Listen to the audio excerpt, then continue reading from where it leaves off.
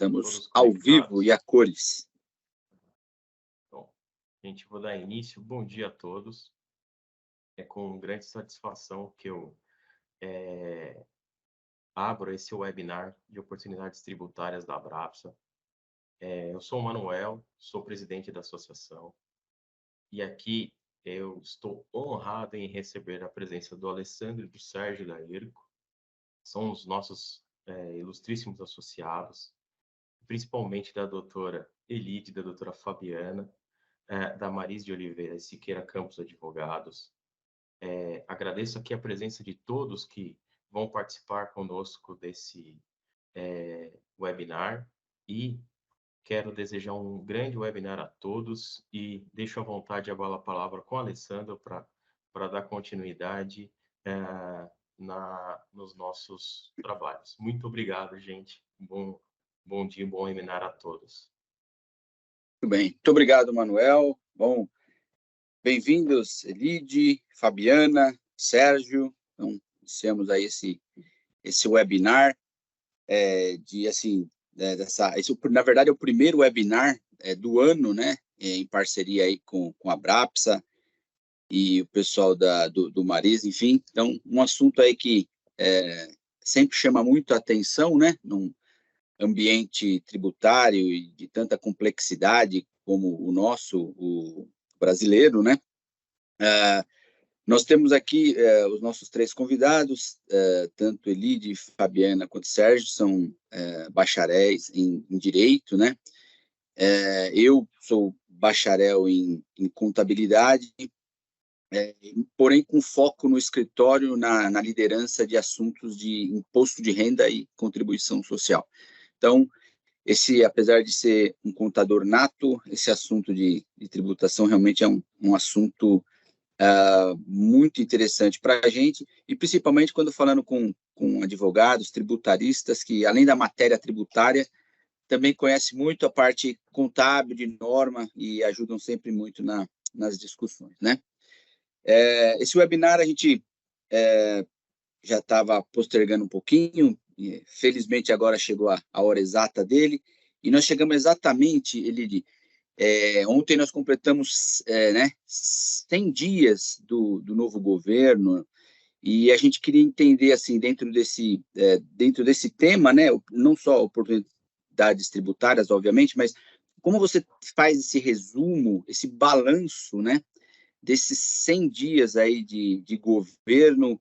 Enfim, está muito clara a mensagem, né, que a gente vê essa ânsia de arrecadação, essa necessidade, na verdade, para tocar os programas sociais, enfim, o governo atingir aí superávites e ter oportunidade de fazer investimento em manutenções necessárias.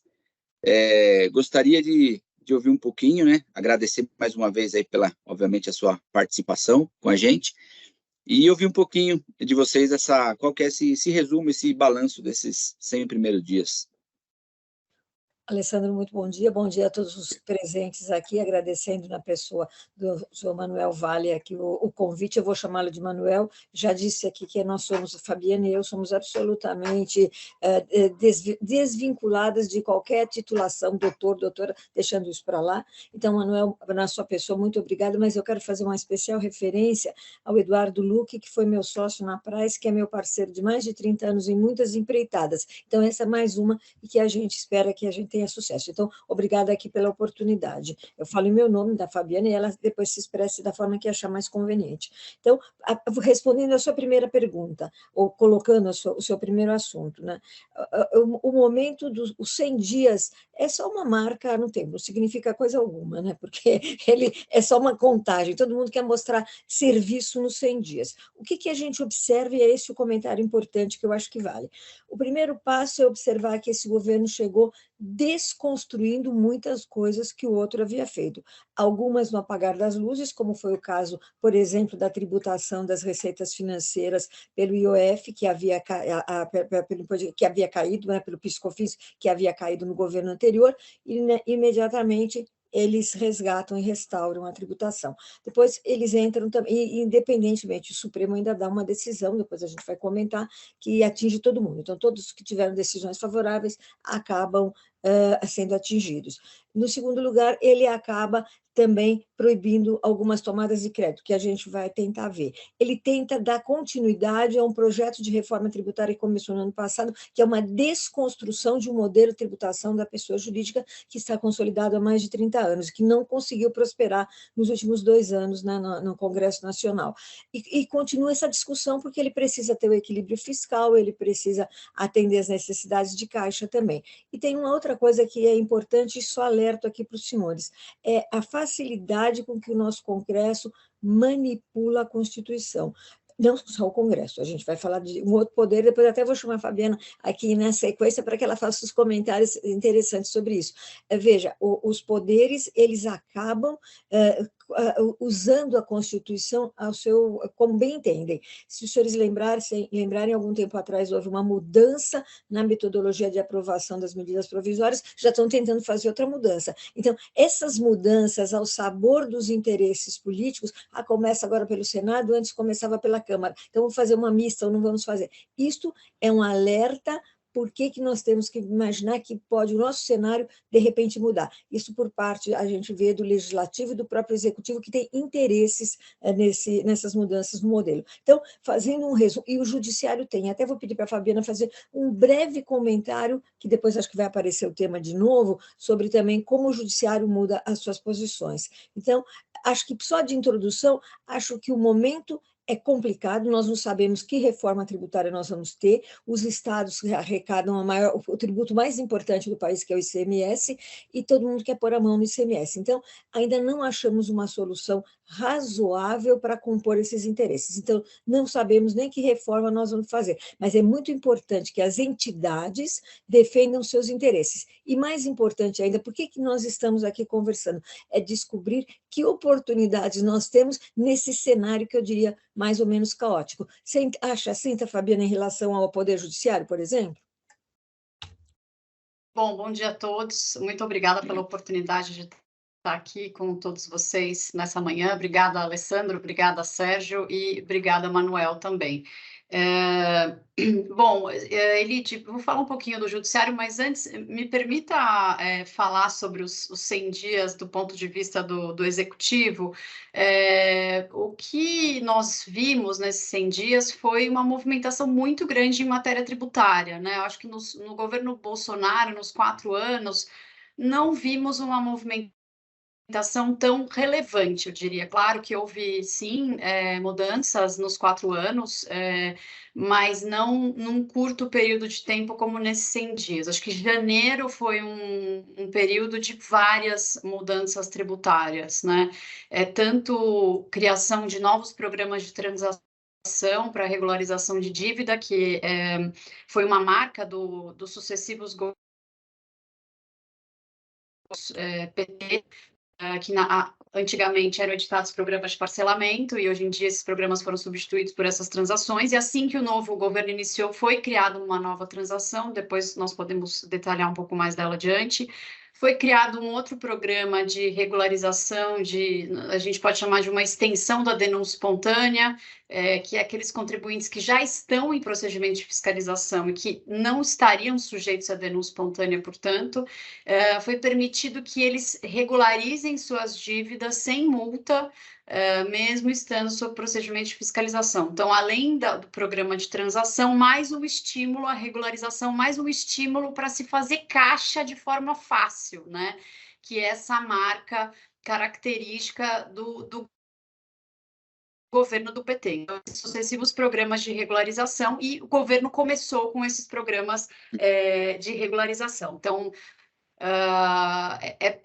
eu acredito que a gente vai continuar vendo esse tipo de política daqui em diante, mas, paralelamente a essas políticas de regularização, também há uma tendência de reformas tributárias as mais variadas, né? Então, reformas como a Elide mencionou no âmbito estadual, reforma no âmbito federal de eventualmente tributar dividendo, de eventualmente unir PIS e COFINS, né? E não se sabe se unir PIS e COFINS no âmbito federal ou unir PIS e COFINS nesse âmbito de ICMS e ISS, então esse é um debate que ainda está em aberto. Reforma tributária, quando digo internacional, por exemplo, da legislação de preço de transferência, que talvez eleve a arrecadação, então isso também é uma questão que pode ser aprovada muito em breve. Então, eu diria que o ano começou muito agitado em matéria tributária. Foram 100 dias de trabalho intenso e acredito que assim continuará. O judiciário, ele começou, embora a gente comece o ano em recesso, assim que o judiciário abriu em fevereiro, nós tivemos uma decisão muito importante, muito comentada no Supremo, sobre a coisa julgada.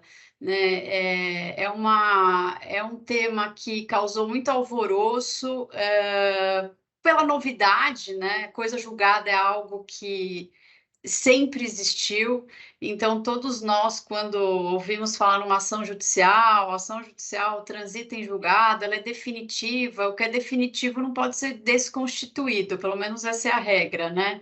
E, de repente, fomos surpreendidos com essa decisão de que pode sim se constituir. É claro que pode, né? Alguns ministros falando, dando entrevistas para televisão, dizendo que era óbvio que o Supremo ia decidir dessa forma. Então, isso causou um certo espanto, eu diria. Fabiana, aqui a gente interrompe um outro sem ninguém ficar zangado, né? Não, pelo amor de Deus, por favor.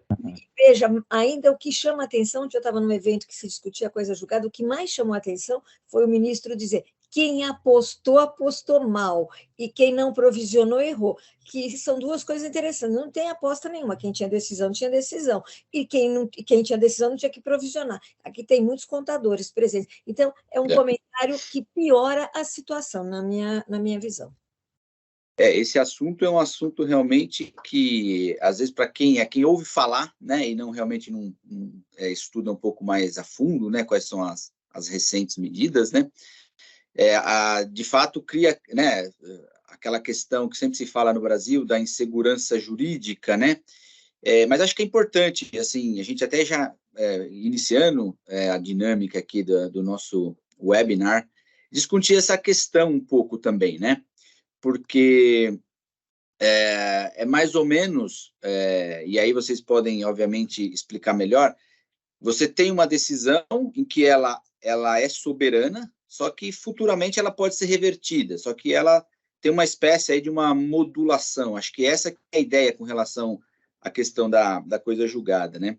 Então, se vocês puderem explicar um pouquinho, até um pouquinho do conceito técnico do que é, porque a maioria da nossa audiência ela não é composta necessariamente por tributaristas, por advogados. Então, se vocês puderem passar um apanhado geral sobre essa questão da coisa julgada, Tá. acho que o pessoal vai ficar bem interessado. Posso falar?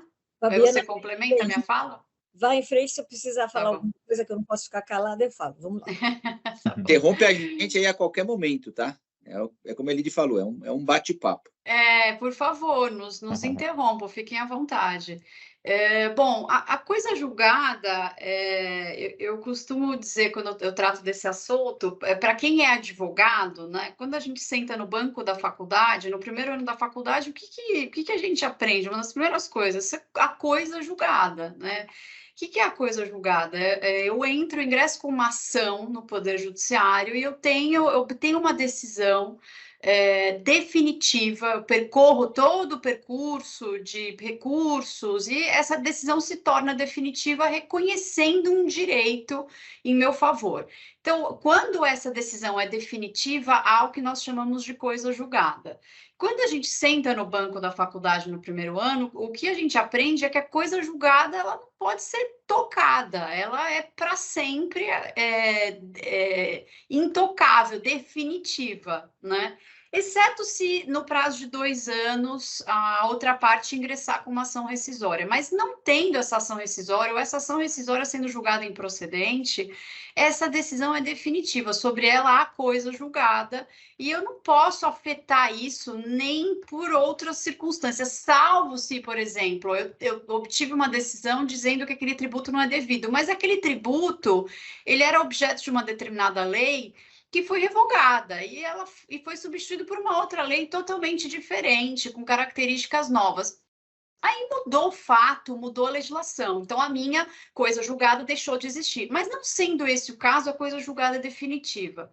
O que diz o Supremo, mudando essa ideia que nós aprendemos no banco da faculdade no momento inicial? Diz que a coisa julgada ela perde seus efeitos se o STF, em algum momento, julgando um outro processo que não aquele do próprio contribuinte, diz que aquele tributo é constitucional. Então, qual que era o fato examinado pelo STF? Foi muito comum, em 89, os contribuintes ingressarem com ação judicial dizendo que a CSL era inconstitucional. Eram vários os fundamentos, mas um deles era porque criavam uma contribuição que era em tudo igual ao imposto de renda, né? Então, era um imposto de renda travestido de contribuição. E essa discussão demorou anos para chegar no Supremo, e alguns contribuintes conseguiram em julgado de você não precisa pagar CSL nunca. Fabiana. E assim esses contribuintes ficaram. Diga. Por alguma razão, o seu microfone, para mim, pelo menos, desaparece a sua voz. Não Sim, sei se todo mundo. Ele dá uma interrompida. Eu iria pedir. Eu acho que é falha da internet. Eu vou terminar a fala aqui, depois eu tento mudar para o Wi-Fi, ver se melhora. Talvez o Gabriel possa também nos ajudar para detectar o que seja. Desculpe, obrigada. Imagina. Então, esse caso da CSL, alguns contribuintes tinham decisão dizendo não precisa pagar a CSL, e em 2007 o Supremo diz, não, a CSL é constitucional. Diz para todos os demais contribuintes. Aí ficou essa dúvida, aquele que tinha uma decisão definitiva precisa pagar a CSL? Ele entendia que não, porque afinal ele tinha uma coisa julgada em favor dele. O Supremo agora em fevereiro disse que não, que ele precisava pagar a CSL a partir de 2007. Por quê? Porque com a decisão dele, plenária, num outro caso, cessou o efeito da coisa julgada daquele contribuinte que tinha uma decisão individual.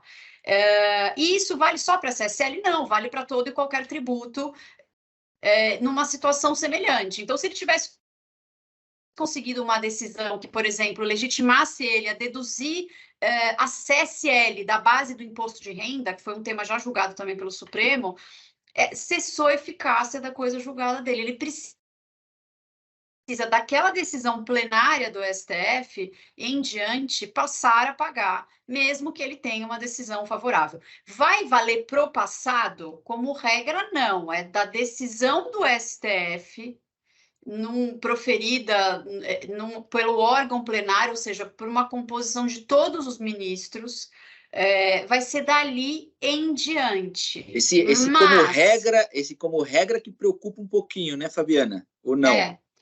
Exato, por isso que eu ia falar o mas o que acontece, e eu acho que é por isso que causou muito alvoroço o debate depois do julgamento em fevereiro.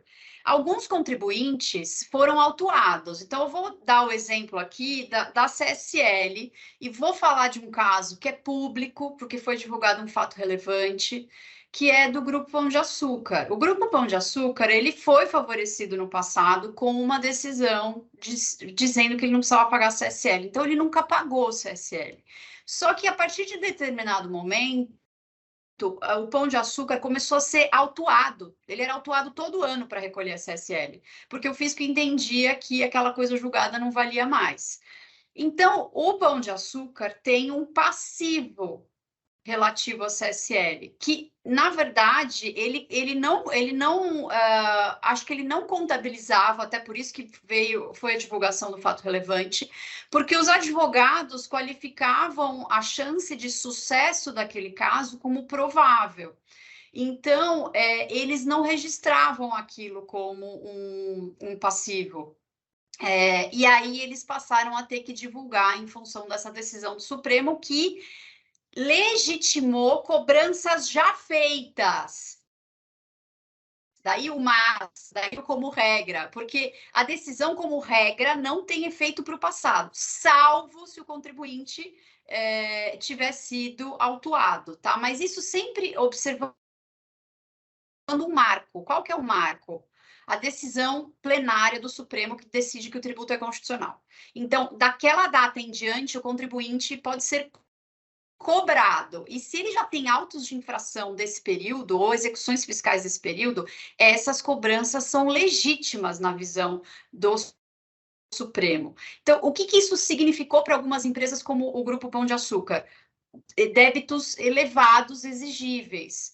E não só para eles, para vários outros contribuintes que estavam na mesma situação. Alguns têm dívidas bilionárias porque já estavam autuados. Elide, quer complementar um pouquinho na minha fala? Eu quero fazer um comentário. Eu disse que ontem estava assistindo uma palestra importante, porque nessa palestra falava o professor Tucci, que é uma das maiores autoridades em processo civil no Brasil, e falava a Juliana Furtado, que é minha colega até de aulas lá na GV, que é uma procuradora muito respeitada da Fazenda.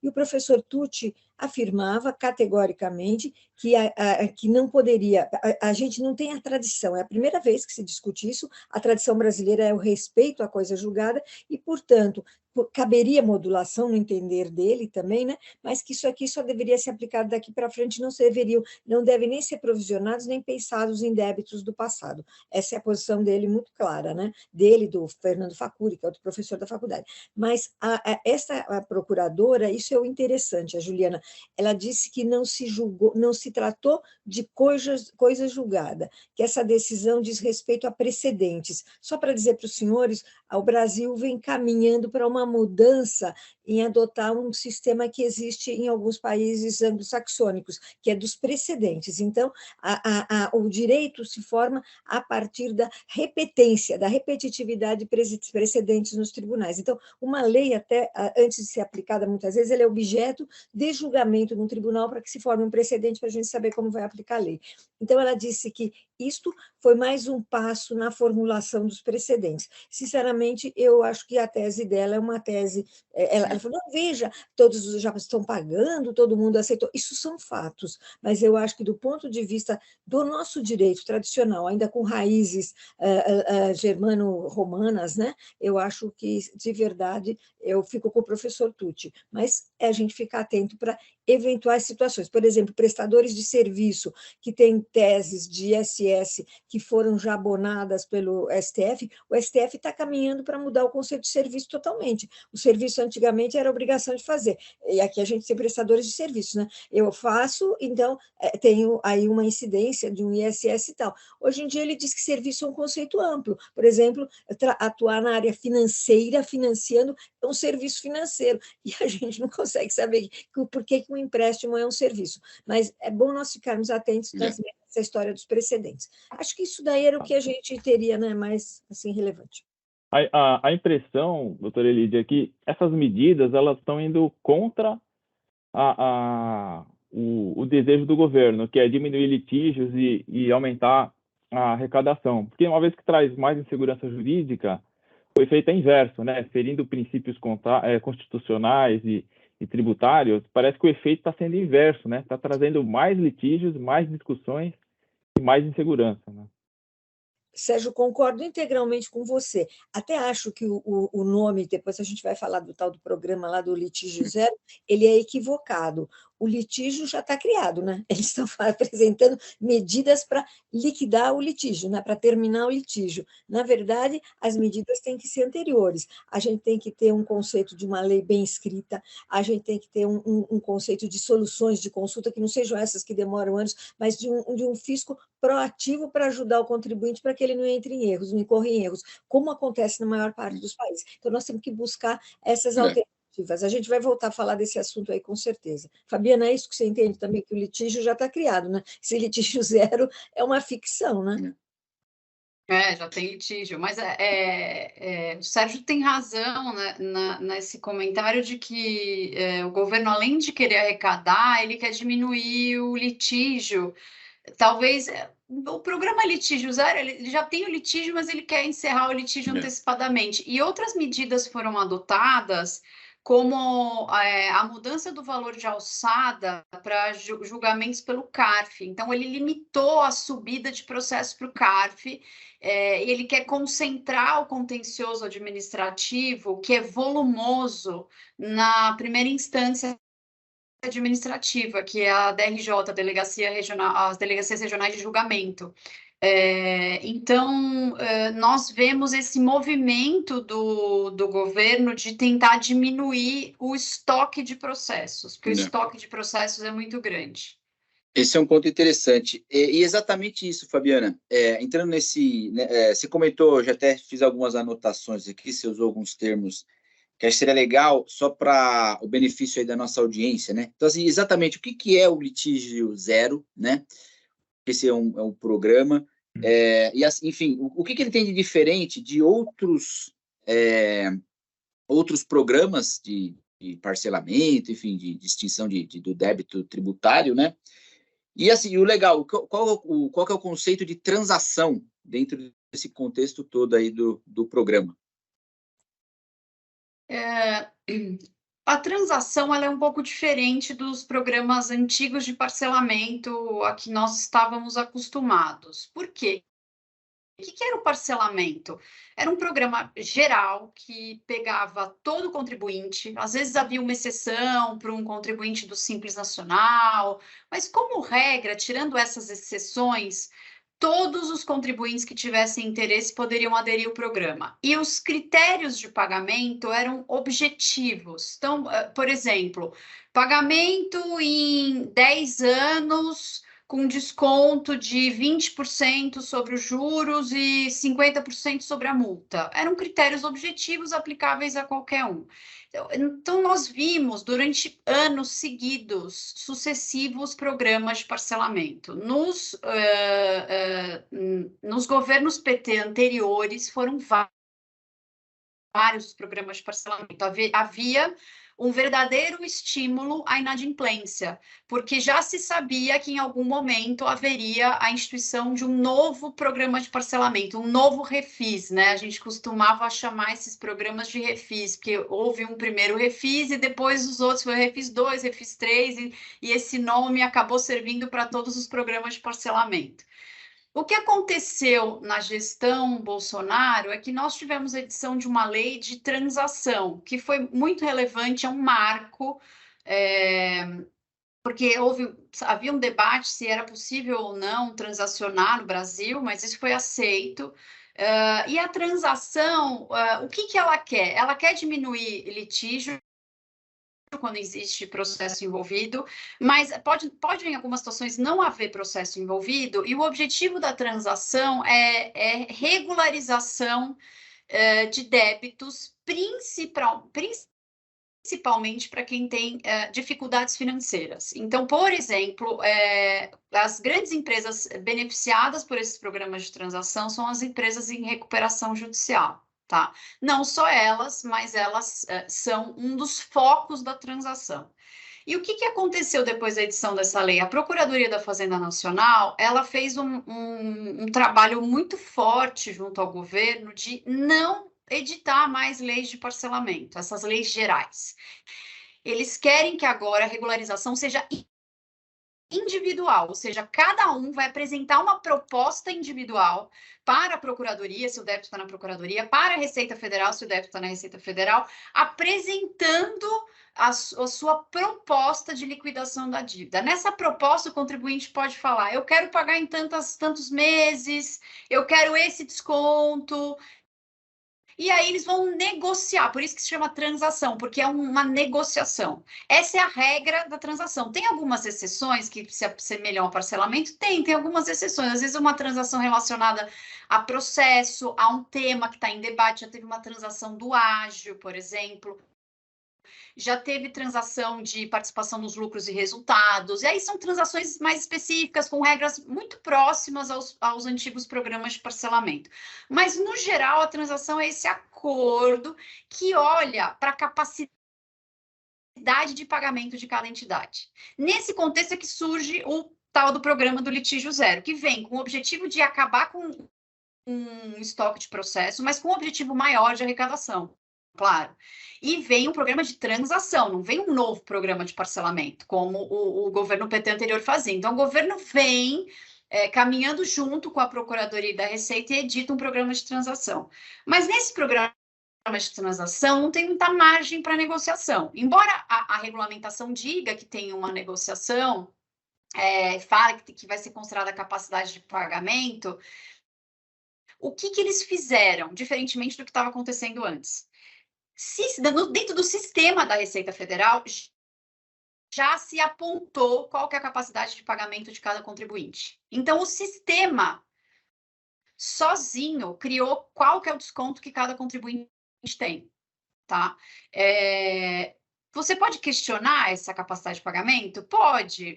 Nós não tivemos nenhuma experiência aqui. Mas gera litígio também ou não? Porque vai gerar litígio esse questionamento. Eles não vão aceitar. É absolutamente subjetiva, porque eu posso me qualificar de uma maneira e ele me olhar de outra forma. Não tem nenhum critério objetivo para isso, infelizmente.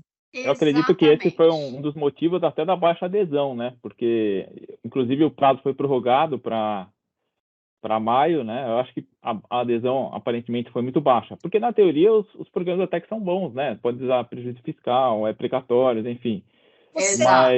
Mas acho que os contribuintes se frustraram um pouco com o desconto, que não foi muito atrativo, então estão decidindo continuar discutindo, né? Mas, Sérgio, eu tive só uma experiência que, por sinal, um amigo meu que estava, pessoa física, que fez uma coisa que era uma bobagem mesmo, nunca ele iria ganhar aquilo, ele perdeu no CARF, não adiantava ir para juízo porque não tinha prova de coisa alguma. Então, eu recomendei que ele entrasse no programa. Agora, veja, para entrar nesse programa, o indivíduo tem que ter, ou qualquer outro programa, tem que ter convicção que ele não vai ter sucesso no judiciário. Porque se eu tenho uma boa tese, eu tenho um bom direito, isso é importante. Não vale a pena, não vale a pena.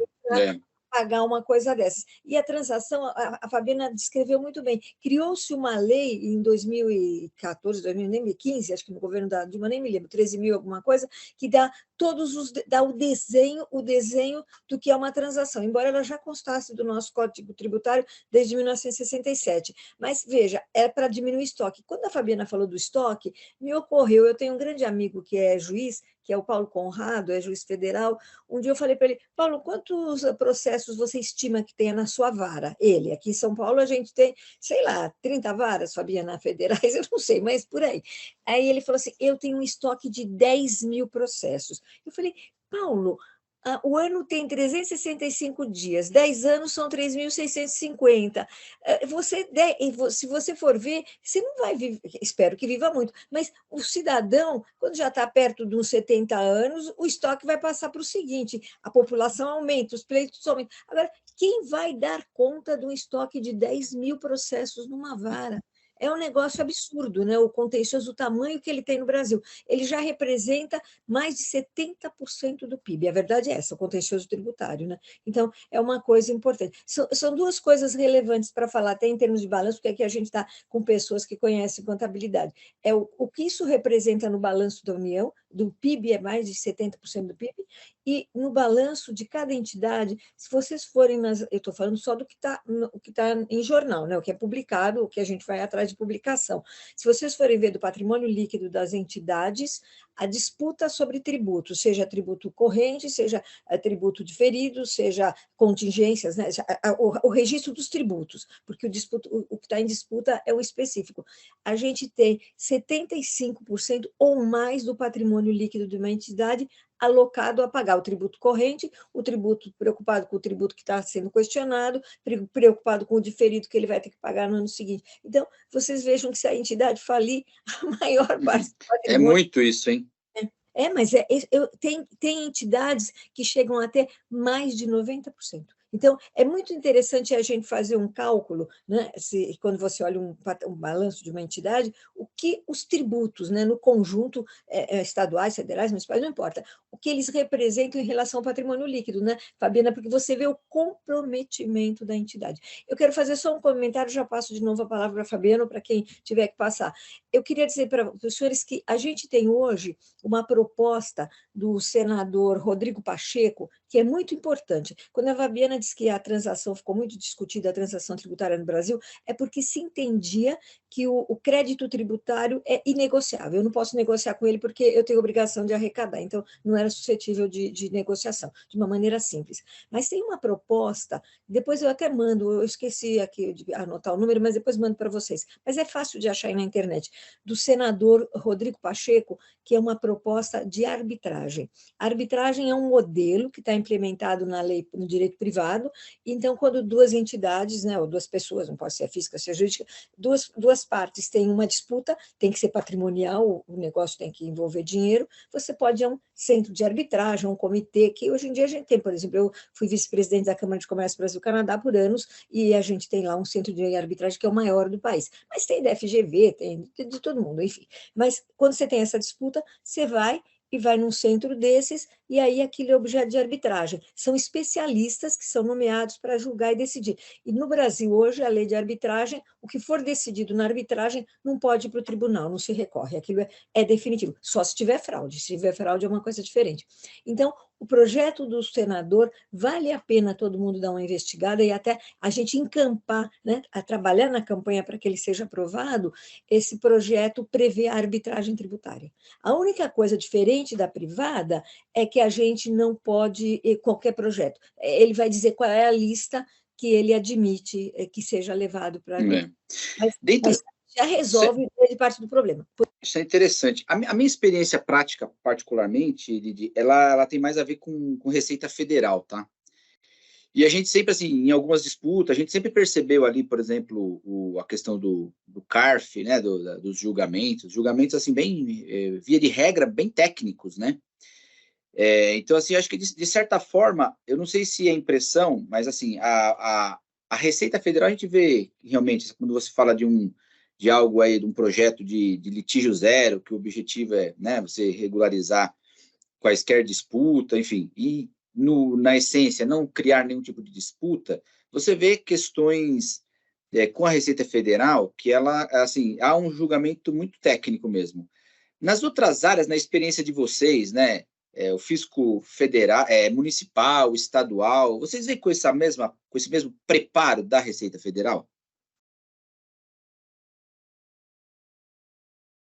Eu acho que não é o mesmo preparo, não, viu? Eu acho que a Receita Federal, ano após ano, ela está claramente aprimorando a fiscalização, né? Então, assim, no âmbito da fiscalização, ela está muito mais técnica, ela investiga muito mais a fundo os fatos.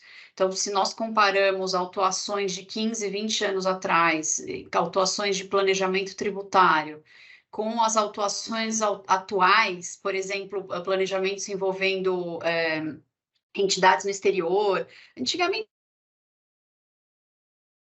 eles nem investigavam o que acontecia no exterior, porque não tinha acesso à informação, porque não conseguia, porque a entidade, e se entendia que a entidade no Brasil não precisava reportar, isso acabou.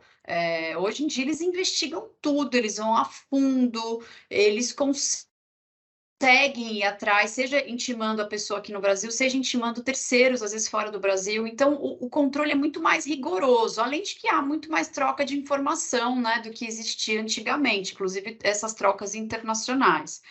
Então, trocas dentro do território nacional, acho que um dos exemplos é troca entre União e Estados, por exemplo, um tributo que passou a ser muito mais arrecadado é o ITCMD, justamente em função dessas trocas de informação entre União e Estados, mas também tem essas trocas internacionais. Então, no âmbito da fiscalização, o trabalho melhorou bastante. O CARF, Alessandro, é um órgão super técnico, sempre foi reconhecido como tal, né? E é diferente de outros tribunais administrativos. Vou pegar o TIT, que é um exemplo aqui de São Paulo, e o CMT, que é outro exemplo aqui de São Paulo. CMT é um tribunal, assim, é dificílimo o contribuinte sair vitorioso. Eu quero dizer que sair vitorioso numa defesa correta, que ele está fazendo a interpretação adequada da legislação, muitas vezes com respaldo em decisões judiciais. O contribuinte raramente sai vitorioso num debate no CMT. O Tribunal de Impostos e Taxas é um pouco melhor do que o CMT, mas ainda assim é pouco técnico, é extremamente fiscalista. Então, por essa razão, as discussões acabam desaguando no judiciário, nesses debates de ICMS e ISS.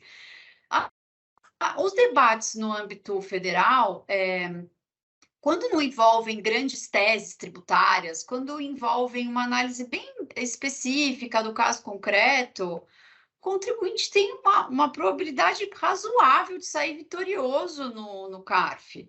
E isso independentemente desse debate que nós temos atualmente sobre a existência ou não do voto de qualidade no CARF, que é aquele voto de Minerva em que o presidente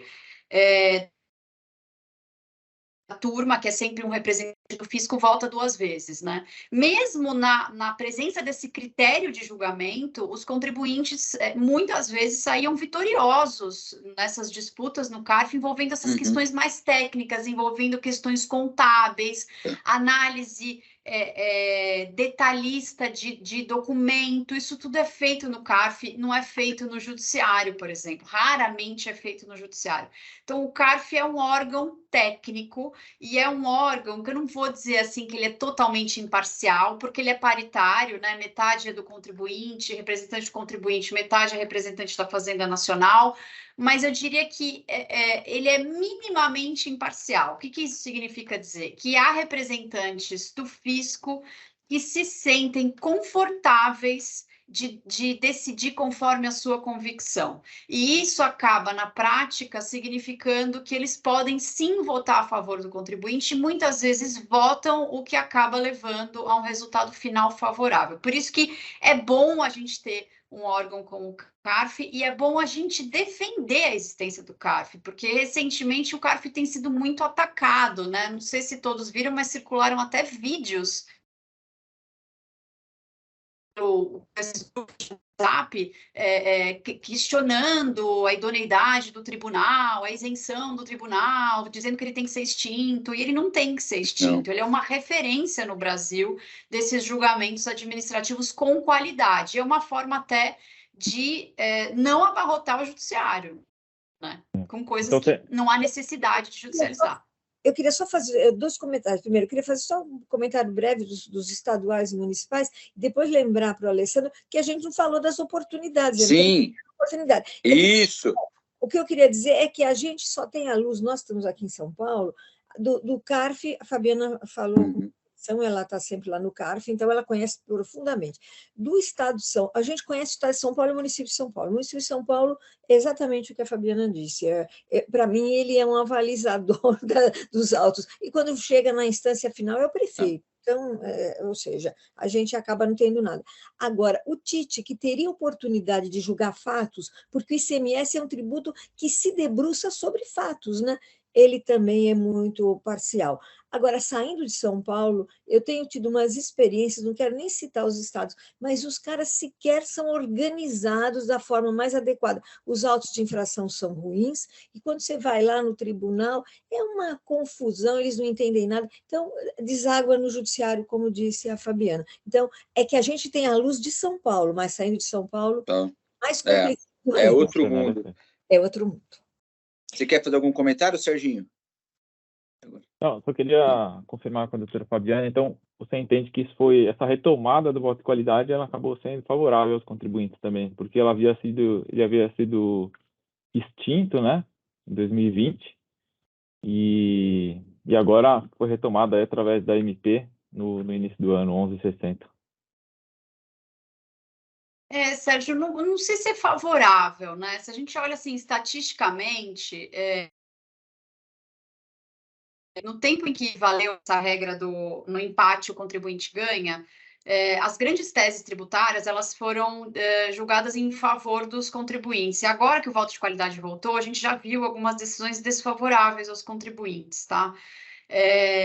Agora, eu vou ser bem honesta aqui para vocês, eu acho que eu sou uma pessoa que tem uma posição um pouco diferente do que geralmente se vê no mercado. Eu nunca fui a favor desse voto de empate em favor do contribuinte. Primeiro porque eu achei sem sentido, já que se a Fazenda perde, ela está impedida de levar o tema ao judiciário, diferentemente do que acontece com o contribuinte que se perde no CARF pode ir ao judiciário. Então, eu acho que até poderia ter esse critério no empate contribuinte leva, mas a gente precisaria ter uma reforma da legislação para permitir que a Procuradoria judicializasse as questões. Então, esse é um ponto.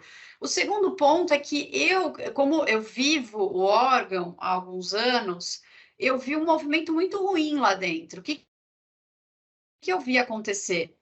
Em algumas turmas, eles fazerem umas mudanças de cadeira, de modo a colocar conselheiros dos contribuintes que votavam em desfavor do contribuinte, só para não conseguir formar o empate em favor do contribuinte, o contribuinte perder por maioria. Então, houve um movimento político ruim, porque o que é o bom do CARF? É o julgamento técnico e com pessoas, a seleção das pessoas é importante, pessoas que se sintam confortáveis de votar de forma imparcial. Então, quando você faz um jogo de cadeiras para evitar o empate, isso é ruim para o órgão e é ruim para o contribuinte, é ruim para todo mundo.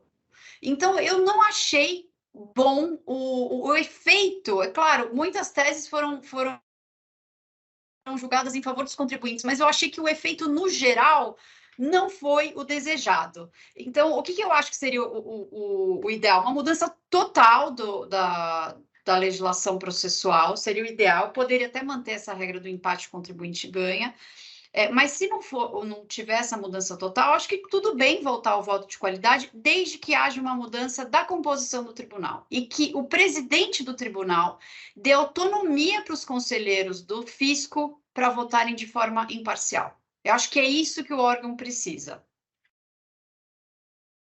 Muito bem. Eu anotei aqui, enquanto a Elide falava, né?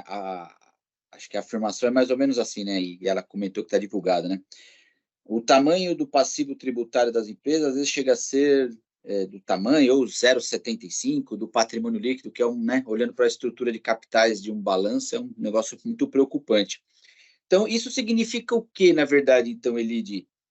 Oportunidade tributária? O que isso significa? E se você puder explicar exatamente para a gente, né, qual que é o âmbito dessa expressão oportunidade tributária, né? E da onde que essas oportunidades tributárias elas decorrem, na verdade, né?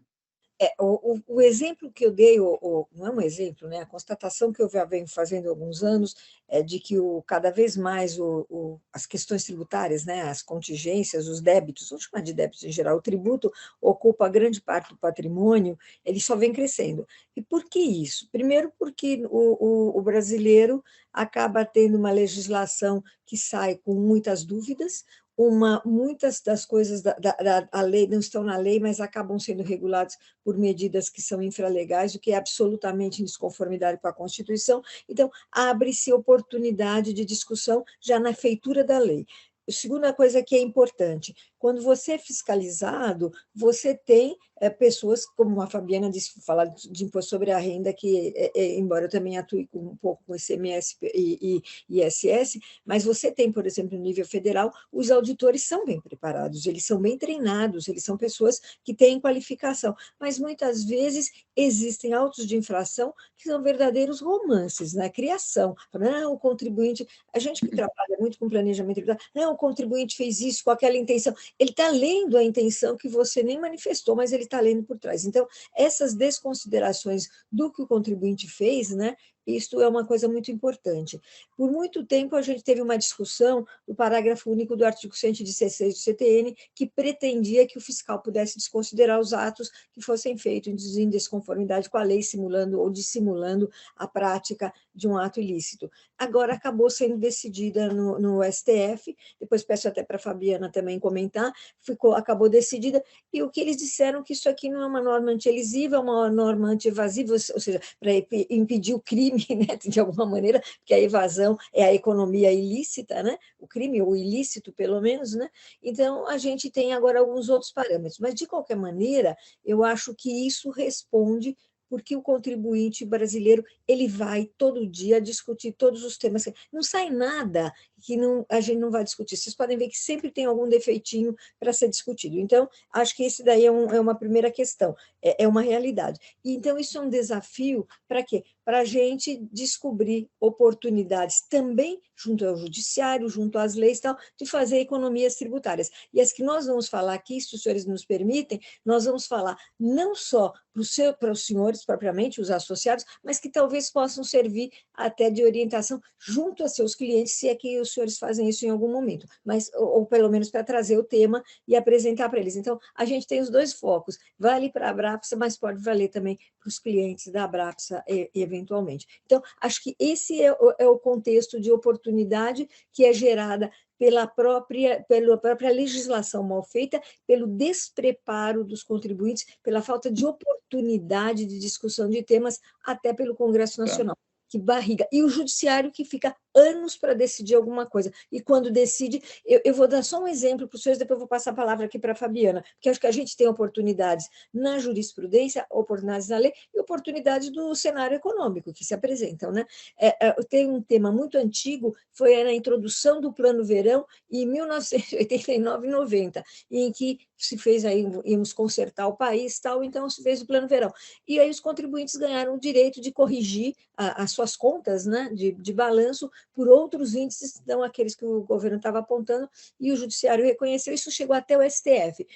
Eu tenho alguns que nós temos, né, Fabiana, clientes que ganharam a causa, ela se decidiu lá por 18 ou 19, então deles, depois de terem entrado em 93, 94, só agora eles têm uma decisão, e agora que eles tomaram os créditos que eles têm direito de tomar, que a decisão judicial deu, eles estão sofrendo fiscalizações, e a fiscalização desconsidera, porque diz, ó, falta um documento, minha gente, depois de 30 anos, falta um documento, o documento é ilegível. Por trás disso existe um trabalho que tem que ser abandonado, não é possível que as partes não ajam, né, reciprocamente, com lealdade, com fidelidade. Isso daí, para mim, é extraordinário. Você acha isso, Fabiana, também? Eu?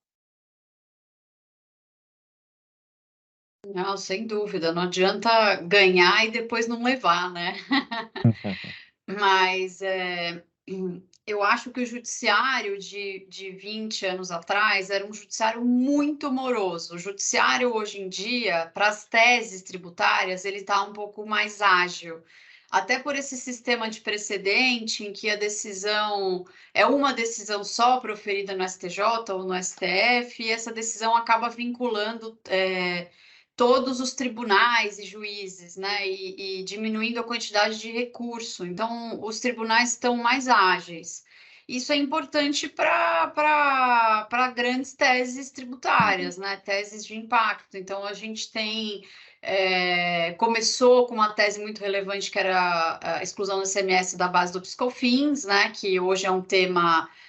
que a própria Receita Federal já aceitou na última instrução normativa que foi editada, a 2121, a Receita já reconheceu essa exclusão do ICMS da base do PiscoFins e recentemente houve edição de uma medida provisória, que ainda não foi convertida em lei, mas a medida provisória também incorpora essa exclusão do ICMS da base do PiscoFins nas leis, né, de PiscoFins.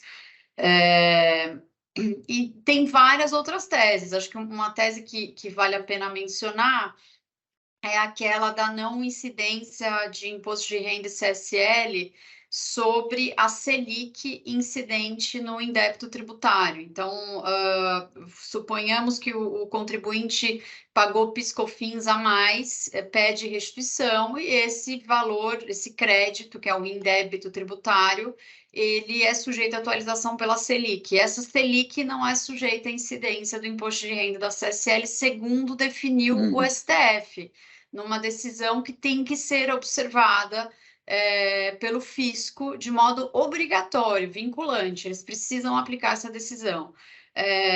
Então... Fabiana, eu queria fazer só um comentário. A lógica de não tributar é porque o indébito que eu recebo, né, ele é uma indenização, né? E a indenização não é tributada em princípio, né? Ela não é riqueza, ela só repõe o meu patrimônio. E veja, era o que os contribuintes alegavam há tantos anos, isso até a nossa Constituição protege alguns tipos de indenização para que não sejam tributadas, e levou anos e teve que chegar no STF para se reconhecer isso. Vejam, isso é uma discussão, eu não sei quantos anos, mas no mínimo de 20 anos, né, Fabiana? No mínimo de 20 anos. E agora a gente tem aqui a oportunidade de nunca mais tributar e pedir de volta aquilo que pagou indevidamente. Quando a gente fala aqui de oportunidades, né, de jurisprudência, não significa necessariamente entrar em litígio, né? Mas é você, de fato, ter, às vezes, apoio, né, jurídico, né, de entendimento da legislação para fazer a coisa correta, sem pagar o que é desnecessário, né? Aqui, só lembrando a nossa audiência aqui, que eles podem, né, vocês podem fazer perguntas, deixar no chat, que ao final a gente vai procurar ler algumas delas aqui. Algo que é muito comum aqui, né, para clientes, principalmente das empresas aí associadas à Abrapsa, né, 2 assuntos aqui que são realmente interessantíssimos, que é a questão dos juros no indébito, né, e também a questão de multa isolada. Se vocês pudessem nos passar aí um resumo, eu ia usar alguma expressão em inglês aqui, preferi dar uma buscada aqui no HD. Então, se vocês puderem falar um pouquinho, discorrer sobre isso, por favor. Quer falar, Elidia? Pode começar falando, Fabiana, que termina o da multa, e até é interessante, me parece aqui, da tributação do indébito, dos juros, até dizer o procedimento para tomar daqui para frente, e quem não tomou no passado também pode valer a pena. Sobre o juro no indébito, a decisão do Supremo é definitiva e favorável, e ela vincula a Procuradoria e a Receita Federal. Então, precisa de uma ação judicial nesse caso? Não precisa.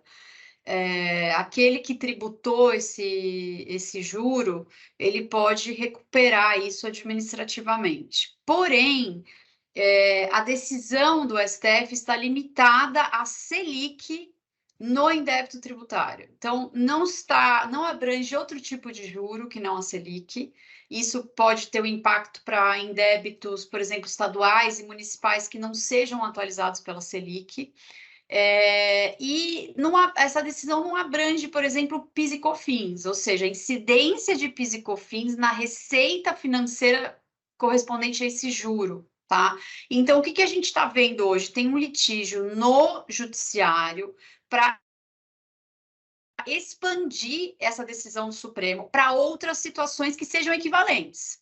Qualquer outro juro, que não a Selic, que essa decisão abarque PIS e COFINS também, porque não há razão para se entender que é indenizatório para o IR e não é indenizatório para o PIS e COFINS, né? Não é receita do ponto de vista do PIS e COFINS. E para expandir essa decisão para outras situações. Quais outras situações?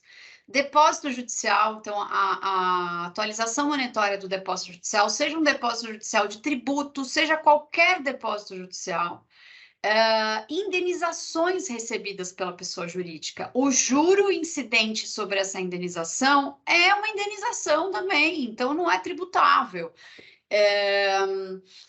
Qualquer tipo de pagamento em atraso que seja feito, independentemente de ser uma devolução de um indébito, qualquer pagamento que for feito à pessoa jurídica em atraso, que sofra o acréscimo de juro, esse juro é indenizatório. Então, os contribuintes têm litigado ainda em juízo, porque isso está em aberto, para elastecer esse debate do STF. Mas, o que está definido? Selic no indébito, a decisão é favorável, definitiva, e isso é reconhecido pelo próprio fisco. Então, isso pode e deve ser aproveitado imediatamente por todos os contribuintes.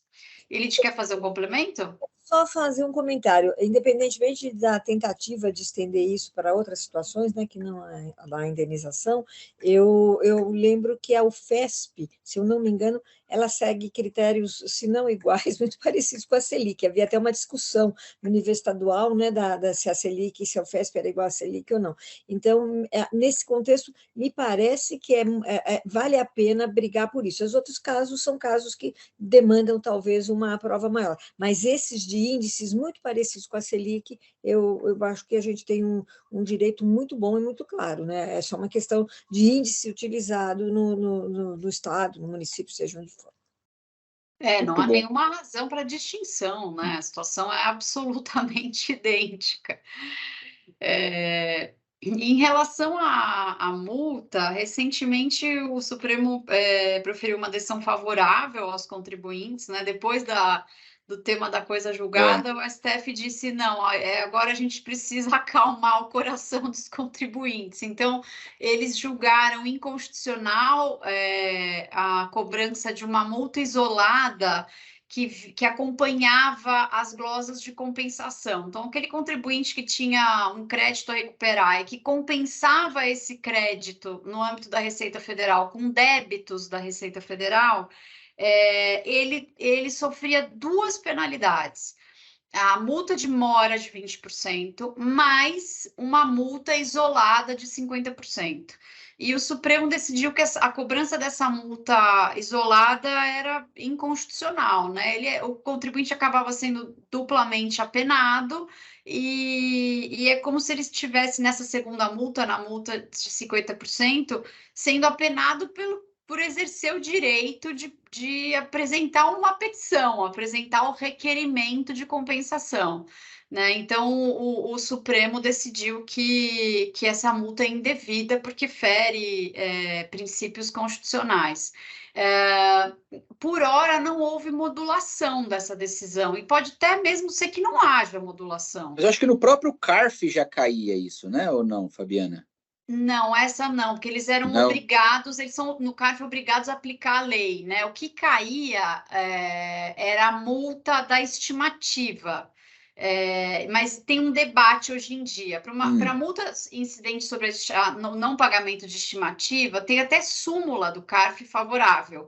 Mas depois de 2007, a legislação sofreu uma alteração e, a partir dali, começou a haver um contencioso no âmbito do CARF sobre a possibilidade de cobrança ou não dessa multa. Há conselheiros que entendem que ela pode ser cobrada, outros que entendem que não pode. Quando que não pode, na visão desses conselheiros que julgam a tese de forma favorável? Quando o contribuinte sofre uma autuação fiscal para cobrança de imposto de renda e CSL e ele é apenado com a multa de 75%, ou às vezes com a multa qualificada de 150%.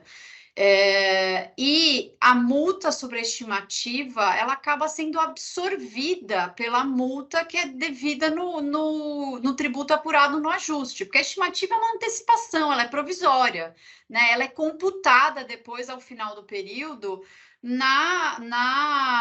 no tributo final devido no ajuste, né? Devido em 31 de dezembro. Portanto, essa multa de 50%, ela acaba sendo indevida, porque a própria estimativa é indevida. O que é devido é o tributo incidente em 31 de dezembro. Sobre esse tributo é que pode ter uma multa de ofício de 75%. O CARF oscila um pouco nessa tese, mas o Judiciário, o STJ, já examinou essa tese e ele está unânime favorável à impossibilidade de cobrança da multa isolada sobre a estimativa. Interessante. Tá? Então, não tem recurso repetitivo, o que significa dizer que ainda isso não vincula os nossos tribunais, porém, as duas turmas do STJ estão unânimes nessa posição, tanto que quando casos chegam ao STJ, os ministros julgam monocraticamente, eles nem submetem mais o tema à turma, eles julgam individualmente os casos. Então, esse é um tema também de multa isolada, não na compensação, né, a multa sobre a estimativa, mas que vem sendo no judiciário, sendo decidido de forma favorável aos contribuintes. Muito bom, notícia ótima. O Alessandro, outro dia, quando saiu a decisão da multa de 50% na compensação, que realmente sempre, desde o primeiro momento, foi absurda para todo mundo, porque você não tem débito aqui, né? Você está simplesmente usando o direito de compensar. Se depois indeferir, é uma outra coisa. E veja, quando saiu outro dia, eles disseram o volume de recursos que vai ser exigido para devolver isso. São muitos bilhões. Então, é outro buraco que leva o nosso ministro Haddad, com todo respeito, a estar, como disse a Fabiana, atrás de dinheiro, porque, veja, cada vez que você tem uma decisão judicial, como teve a do ICMS, né, a do PIS/COFINS na base o ICMS na base do PIS/COFINS, é dinheiro que abre a porta e sai, então tem que ir atrás do resultado. Mas é alguma coisa que é dinheiro no bolso, é só ir atrás disso hoje. Essa questão da multa isolada aqui no mundo do outsourcing, né, do BPO, ele é bem relevante, né? Essa questão é super importante, assim como vocês comentaram a questão, né, da estimativa, né? Então, você tem casos que realmente, eu até queria ouvir se vocês têm um pouquinho dessa vivência também, na questão de a empresa apurou saldo negativo, saldo a recuperar de imposto de renda e contribuição social. Janeiro do ano seguinte começa uma nova apuração. Aí tem estimativa em janeiro que eu não posso compensar com o saldo que eu tenho do ano anterior. Isso também é algumas limitações que tem na legislação, que é algo assim que nós como contadores e consultores de nossos clientes, a gente está a todo momento buscando ali alguma oportunidade de aproveitamento daqueles impostos. O que vocês têm visto disso? Os clientes de vocês têm buscado essa questão em decisões judiciais de aproveitar saldos passados? Eu queria fazer um comentário, depois a Fabiana faz o comentário dela. Eu queria fazer um primeiro comentário, que existe um equívoco muito grande em fatiar o imposto de renda, falando, isso aqui é estimativa, isso aqui é fonte, isso aqui é antecipação. Veja, o imposto de renda é o imposto sobre a renda, então não deveria haver essas restrições. Já teve tempos, houve no passado, em que você podia compensar na estimativa saldos negativos que você tinha. Num certo momento, eles começaram a vedar. Então, hoje em dia, eu vejo que o imposto sobre a renda, ele recebe diversos tratamentos a depender do momento em que ele é exigido, né? E no modelo nosso, em que você apura no final do ano, né, você tem que adiantar para o caixa do governo alguma coisa. Então, estes tratamentos diferenciados é que criam um grande problema. O imposto de renda na fonte, por exemplo, ele é um tributo que tem um tratamento, se você olhar a pessoa física, ele é cobrado com exclusividade, você não tem o direito de compensar com a receita que vai ser, a renda que vai ser objeto de tributação, né? Nesses casos, você observa que ele é um imposto que ficou diferente do imposto sobre a renda em cima dos rendimentos de trabalho ou de outros ganhos. Então, ele é um imposto que tomou uma natureza diferente. Você fala, será que isso aqui é um imposto sobre a renda ainda? Porque ele é um imposto sobre receita, né? Quando ele incide com exclusividade, ele vira sobre receita. Então, eu acho que essa é uma discussão muito grande em cima do aproveitamento ao longo do ano, porque é uma tendência de fatiar o imposto sobre a renda como se tivesse naturezas diferentes. Você acha isso também, Fabiana? Sim, concordo. Acho que essa medida de vedar a compensação, ela é mais uma medida arrecadatória, né? Porque muitos contribuintes acabavam compensando a estimativa com o estoque elevado de créditos que possuíam, e às vezes um estoque de crédito do próprio saldo negativo, né? Do próprio imposto de renda. E eles fecharam a torneira, então muitas empresas têm um estoque de crédito. Pode pedir restituição desse saldo negativo? Sem compensar? Pode, mas a Receita Federal não tem pressa em examinar pedido de restituição. O que alguns contribuintes fazem é que, se o pedido de restituição ele está parado há mais de 360 dias, a Receita Federal tem uma obrigação legal de examinar esse requerimento. Ela não cumpre essa obrigação legal, mas alguns contribuintes ingressam com a ação judicial só para obrigar a Receita Federal a apreciar. 360 dias. 360, não são arredondando, 365. um ano. Né? Exato, mas são 360 mesmo, segundo a lei. Tá. Para pedir uma revisão. Para analisar. Ele precisa analisar qualquer requerimento, seja um pedido de restituição, seja um recurso, seja uma petição qualquer. Então, os contribuintes nessa omissão, às vezes, impetram um mandado de segurança para forçar a apreciação desse requerimento. E qual que é o efeito prático disso num pedido de restituição de um saldo negativo, por exemplo? Obrigar que ele analise e pague, tá? Esse é o efeito. Então, cabe uma medida judicial nesse sentido? Cabe. Agora, mas eu quero seguir no... Eu não quero restituir em dinheiro, eu quero tentar compensar. Alguns contribuintes, isso tem acontecido com os nossos clientes, eles estão saindo do lucro real anual e migrando para o trimestral. Porque daí, no trimestre, você consegue compensar, né? O imposto é definitivo, né? Não é estimativa. Não é estimativa, exatamente. Então, assim, eu não sei se essa alteração legislativa teve o fim que pretendia o governo, sabe?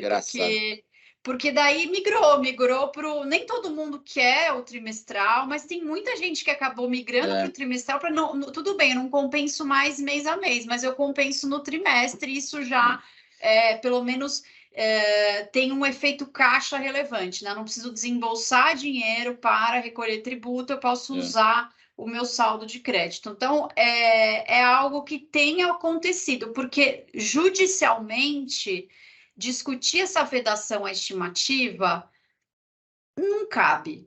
Tem contribuinte que está litigando sobre isso, mas a posição do STJ em situações diferentes, mas que a gente pode trazer aqui para comparação, é firme no sentido de que o legislador tem autonomia para disciplinar quando cabe e quando não cabe a compensação, e que o STJ não pode interferir nessa decisão do legislador. Um exemplo compensação de contribuição previdenciária, que hoje é permitida, mas que no passado não era. E quando a Receita Federal passou, acho que foi em 2007, se eu não me engano, ou 2009, passou a administrar as contribuições previdenciárias, os contribuintes desenvolveram essa tese. Não, mas agora é tudo tributo administrado pela Receita, não é mais administrado pelo INSS. Então, eu posso compensar com créditos que eu tenha. Créditos e débitos de contribuição previdenciária ou outros tributos, posso misturar tudo. E o STJ falou, não pode não, porque se a lei não autorizou, não sou eu que vou autorizar. Então, a tendência é que esse assunto seja da estimativa, ele seja resolvido da mesma forma. O judiciário não vai interferir nesse assunto. Então, infelizmente, o contribuinte vai ter que se organizar por outros meios para conseguir escoar esse estoque de crédito, né? Então, o que a gente está vendo como factível muda para o trimestral quando dá. Se não for vantajoso mudar para o trimestral, faz a restituição, passados 360 dias, ajuiza uma ação para forçar a apreciação e tentar obter o recurso em dinheiro. Eu quero fazer um comentário sobre o que a Fabiana acabou de dizer. A gente tem tido muito sucesso nesses mandados de segurança para você fazer pagar. Olha, eu tive uma experiência que em 45 dias o dinheiro estava... Depois de entrar da eleição?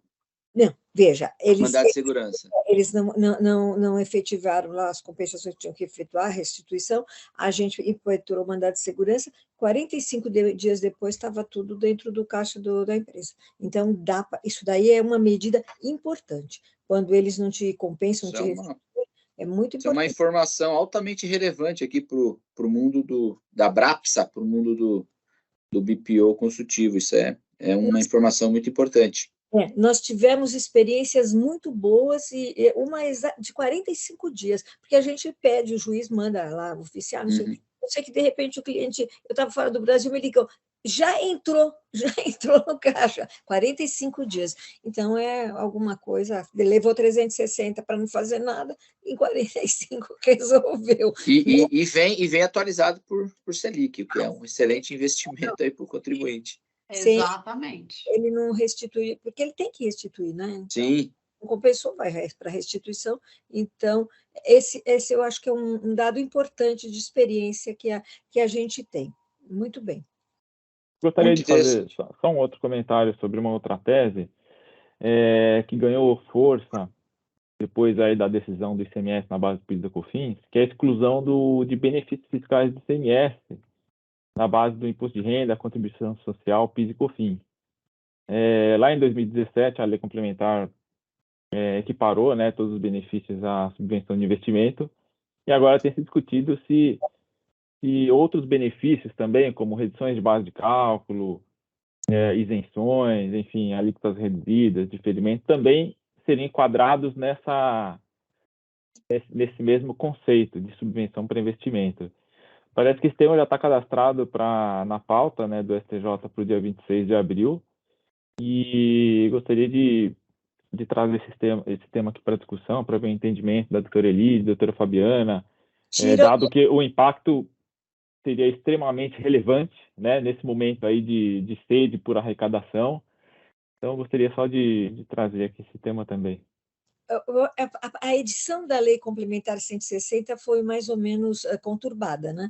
Ela foi uma lei que sai para poder pôr termo àquela briga que havia entre os estados, né? Por conta de criar benefícios à margem da Lei Complementar 24, que é a que orienta os benefícios de ICMS. Então, havia uma disputa entre os estados. A lei vem com essa finalidade. Quando ela foi alterada no Congresso Nacional para incluir outras operações, outros benefícios vinculados a isenções ou a créditos presumidos ou qualquer outra coisa, e não subvenções para investimento que tinham contrapartida, né, uma aquisição de um ativo ou um plano de crescimento, qualquer coisa assim, ele vai para o presidente da República, que era o presidente Temer na época, ele veta e diz o seguinte: vocês estão transformando tudo em subvenção para investimento e que não era o objetivo primeiro. Veja que isso aqui é um problema tal. O Congresso não, quando ele faz isso, ele despreza o veto do presidente, no sentido de que era aquilo mesmo que eles buscavam. Eles buscavam uma equiparação geral, portanto, isentado do imposto sobre a renda e da contribuição social, todos aqueles benefícios. Então, ela já começou perturbada. Então, na leitura que se tem hoje, certamente que esses outros benefícios de ICMS estão dentro da regra, numa primeira leitura. O STJ caminha nesse sentido, examinando cada um dos casos, ainda não definiu todos. Ele definiu, por enquanto, os créditos presumidos e não caminhou para as isenções ou para outras oportunidades. Há uma discussão em cima disso, se uma isenção é ou não gera, né, o direito, representa uma subvenção e gera o direito a uma exclusão, porque a isenção tem, dependendo de como se faz a contabilização, ela pode ou não aparecer no balanço, né?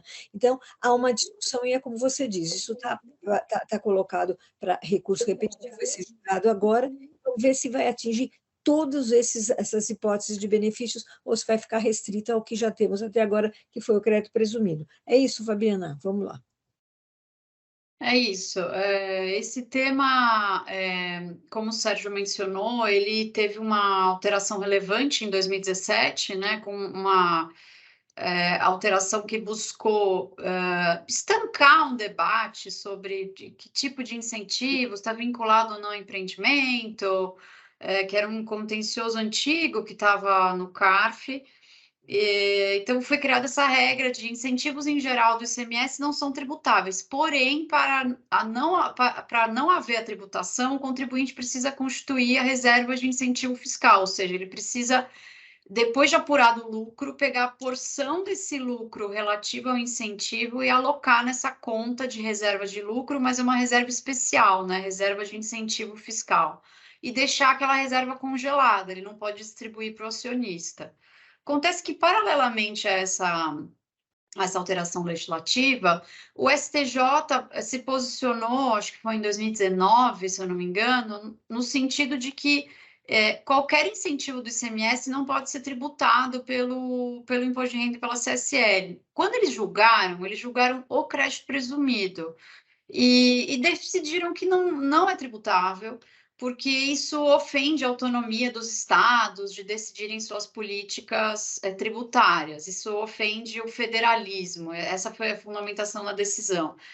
E aí eles foram além para dizer o seguinte: não precisa constituir reserva de incentivo. Então vejam que tem uma mudança na lei complementar.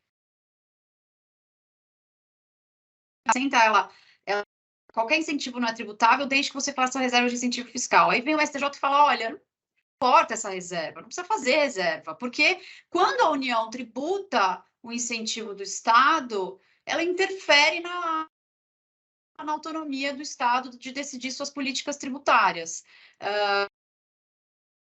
Então, a tese que está no STJ, ela é muito boa para os contribuintes, porque ela elimina essa obrigação de fazer reserva de incentivo fiscal. Acontece o seguinte, o STJ ele decidiu de forma favorável para o crédito presumido de ICMS e para outros incentivos, obrigada, para outros incentivos como isenção, redução de base, o STJ está em dúvida, porque tem divergência entre as turmas. Por isso que o tema foi levado à sessão, para a sessão definir, afinal, se essa tese do federalismo, ela pega qualquer incentivo fiscal ou se só pega o crédito presumido de ICMS. É isso que vai ser julgado agora, dia 26 de abril. O que é importante destacar dessa discussão? Ela aparentemente tem um fundo político bem relevante. Na semana passada, ou retrasada, se eu não me engano, o Haddad tocou nesse assunto em entrevistas que ele deu. Ou seja, o governo está de olho até nessa tese. O que ele alardeou nessas manifestações? Que ele deve editar uma medida provisória, aparentemente ele quer determinar a tributação de incentivos de ICMS que não estejam vinculados ao desenvolvimento de algum empreendimento econômico, ou seja, ele quer limitar a não tributação à situação das chamadas subvenções para investimento. As chamadas subvenções para custeio, que são meras recuperações de custo, que não estão ligadas ao desenvolvimento, à melhoria de uma planta industrial, por exemplo, essas daí vão ser tributadas, segundo ele está dizendo que viria por meio de uma alteração legislativa. Mas, além disso, ele também está dizendo que eles estão trabalhando para ver uma mudança da jurisprudência. Então, o que chamou a atenção dos contribuintes? Que o STJ acabou de decidir que o tema deve ser levado à sessão por meio do julgamento no sistema que eles chamam de recursos repetitivos. Dias depois, o caso foi pautado. Isso costuma acontecer? Não. Quando eles afetam o julgamento para a sessão, demora meses, às vezes ano, para o julgamento acontecer. Por quê? O julgamento que é afetado a esse regime, ele é um julgamento relevante que vai vincular todos os juízes e tribunais. Então, as partes podem trabalhar o processo, as duas partes do processo. E terceiros interessados podem fazer manifestação nesse processo. Então, é preciso dar tempo para as partes trabalharem o processo afetado à sessão. Esse tempo não foi dado. Na minha avaliação e no que está sendo comentado no mercado, isso não foi feito porque foi articulado com o governo para pautar e resolver isso daí. Mas o Haddad não vai se contentar com essa decisão. Favorável ou desfavorável, ele não vai se contentar, porque o crédito presumido, a decisão está consolidada, a posição do STJ é favorável. Pode ser que ele julgue de forma diferente para os outros incentivos, é isso que a gente vai ver dia 26. Mas o que eu acho que o Haddad está trabalhando é para levar o tema, especialmente do crédito presumido, para o Supremo. Então, o que ele está falando é estamos nos movimentando no âmbito do Poder Judiciário. Então, vejam a interferência política no âmbito do Judiciário nessa matéria. Fabiana, queria fazer mais um comentário. Veja, quando nós estamos falando do crédito presumido, ele tem, o governo coloca um dinheiro, de alguma maneira, né, ele transparece.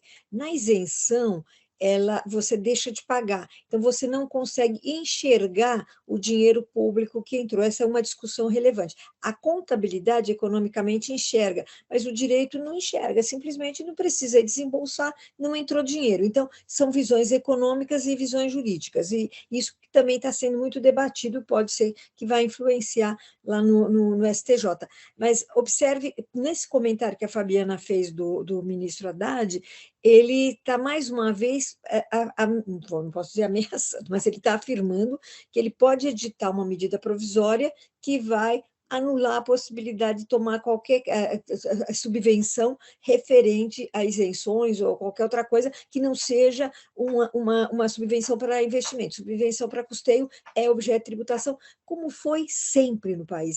Isso foi a grande novidade. Então, foi uma discussão que tentou resolver o problema entre os estados, mas que também passou a mão na cabeça dos contribuintes, isentando de tributação, né, dispensando a tributação. Então, esse é um aspecto importante. Quando a Fabiana também falou da contabilização da reserva de subvenção, ela faz muito sentido, porque se é um dinheiro público, eu não posso distribuir para os acionistas, então ela tem que ficar isolada e ficar isso bem demonstrado que é um dinheiro que fica retido na sociedade. Mas, de qualquer maneira, é importante acompanhar a evolução desses fatos para saber onde é que a gente vai ficar. E lembrar que a ministra que desenvolveu a tese do federalismo, eu li ontem, ela entrou numa relação de possíveis ministros do STF. A ministra é Regina Helena. Eu vi que na lista que está acontecendo, então, eu não sei se isso passar para o STF, se ela lá vai representar os interesses dos contribuintes, né, da mesma forma que ela vem representando. Mas eu vi que numa lista que estão discutindo, que tem advogados do setor privado, tem outros, mas ela estaria também nessa visão. E ela, o ano passado, de 2022, ela foi homenageada por todos os institutos de direito tributário no Brasil. Ela foi a tributarista do ano, né? A ministra tributarista do ano. Então, eu vejo isso como, não sei, ela ser levada para o STF, se ela vai continuar com a nossa tese ou o que vai acontecer. Mas é interessante isso. Muito bom, muito bom. Esse assunto temos que ficar alertas aí para fazer aí o devido monitoramento. A gente está caminhando para o final aqui, pessoal, mas dois assuntos que a gente não tem como deixar de abordar aqui. Vamos ver como a gente consegue otimizar o tempo de todos nós aqui, da nossa audiência. Nesse mundo Abrapsa, né? Nesse mundo aí do BPO, do outsourcing consultivo, né? Dois assuntos que a gente gostaria que vocês comentassem, né? As oportunidades, né? Dentro de um planejamento, inclusive, né? Reestruturações societárias, né? E questões aí também, uma questão que às vezes é até tabu ainda, por incrível que não, que pareça, né? Que é a questão de denúncia espontânea. Então, de repente, se vocês pudessem comentar, iniciando, se eu puder sugerir com a questão da denúncia espontânea, o que tem sido, o que é e como vocês têm atuado nesse sentido também. Está no mudo, Elide. Desculpe, essas hipóteses de você planejar na crise tem muito a ver com o momento econômico. Então, a gente já falou da transação tributária, é uma oportunidade de economizar dinheiro, né, de ganhar dinheiro na crise. Eu queria relembrar também um programa que foi muito discutido, não sei se todos fizeram a devida atenção, o PERSE, que é um programa que beneficia por 5 anos as empresas do setor de eventos. Muito né? bem lembrado. Ele está consolidado, então não se paga PIS/COFINS, não se paga imposto sobre... Existem algumas condições e algumas discussões, mas, de qualquer maneira, não esquecer que quem está no setor de eventos, e é um conceito amplo o setor de eventos, porque ele já vem sendo regulado há muito tempo pela nossa legislação. Eu deixo a denúncia espontânea aqui para a Fabiana falar, mas a nossa colocação de denúncia espontânea diz respeito a fazer a denúncia vendo quais são os juros que a gente poderia incorrer, né, ou os ônus que a gente poderia incorrer no momento de autuação. A denúncia espontânea é um procedimento do artigo 138 do CTN, muito importante. Deixo que a Fabiana depois fale um pouquinho mais dele. O pagamento de autos de infração. Às vezes a gente recebe um auto de infração e o auto é indefensável, tem dificuldades, não tem documentação. Às vezes é melhor pagar com os descontos do momento número 1 que são ofertados, porque tem vários momentos de pagamento em que você vai tendo descontos que vão caindo, mas no momento número 1 é possível pagar com desconto grande, então é cotejar isso com a situação econômica que a gente vive.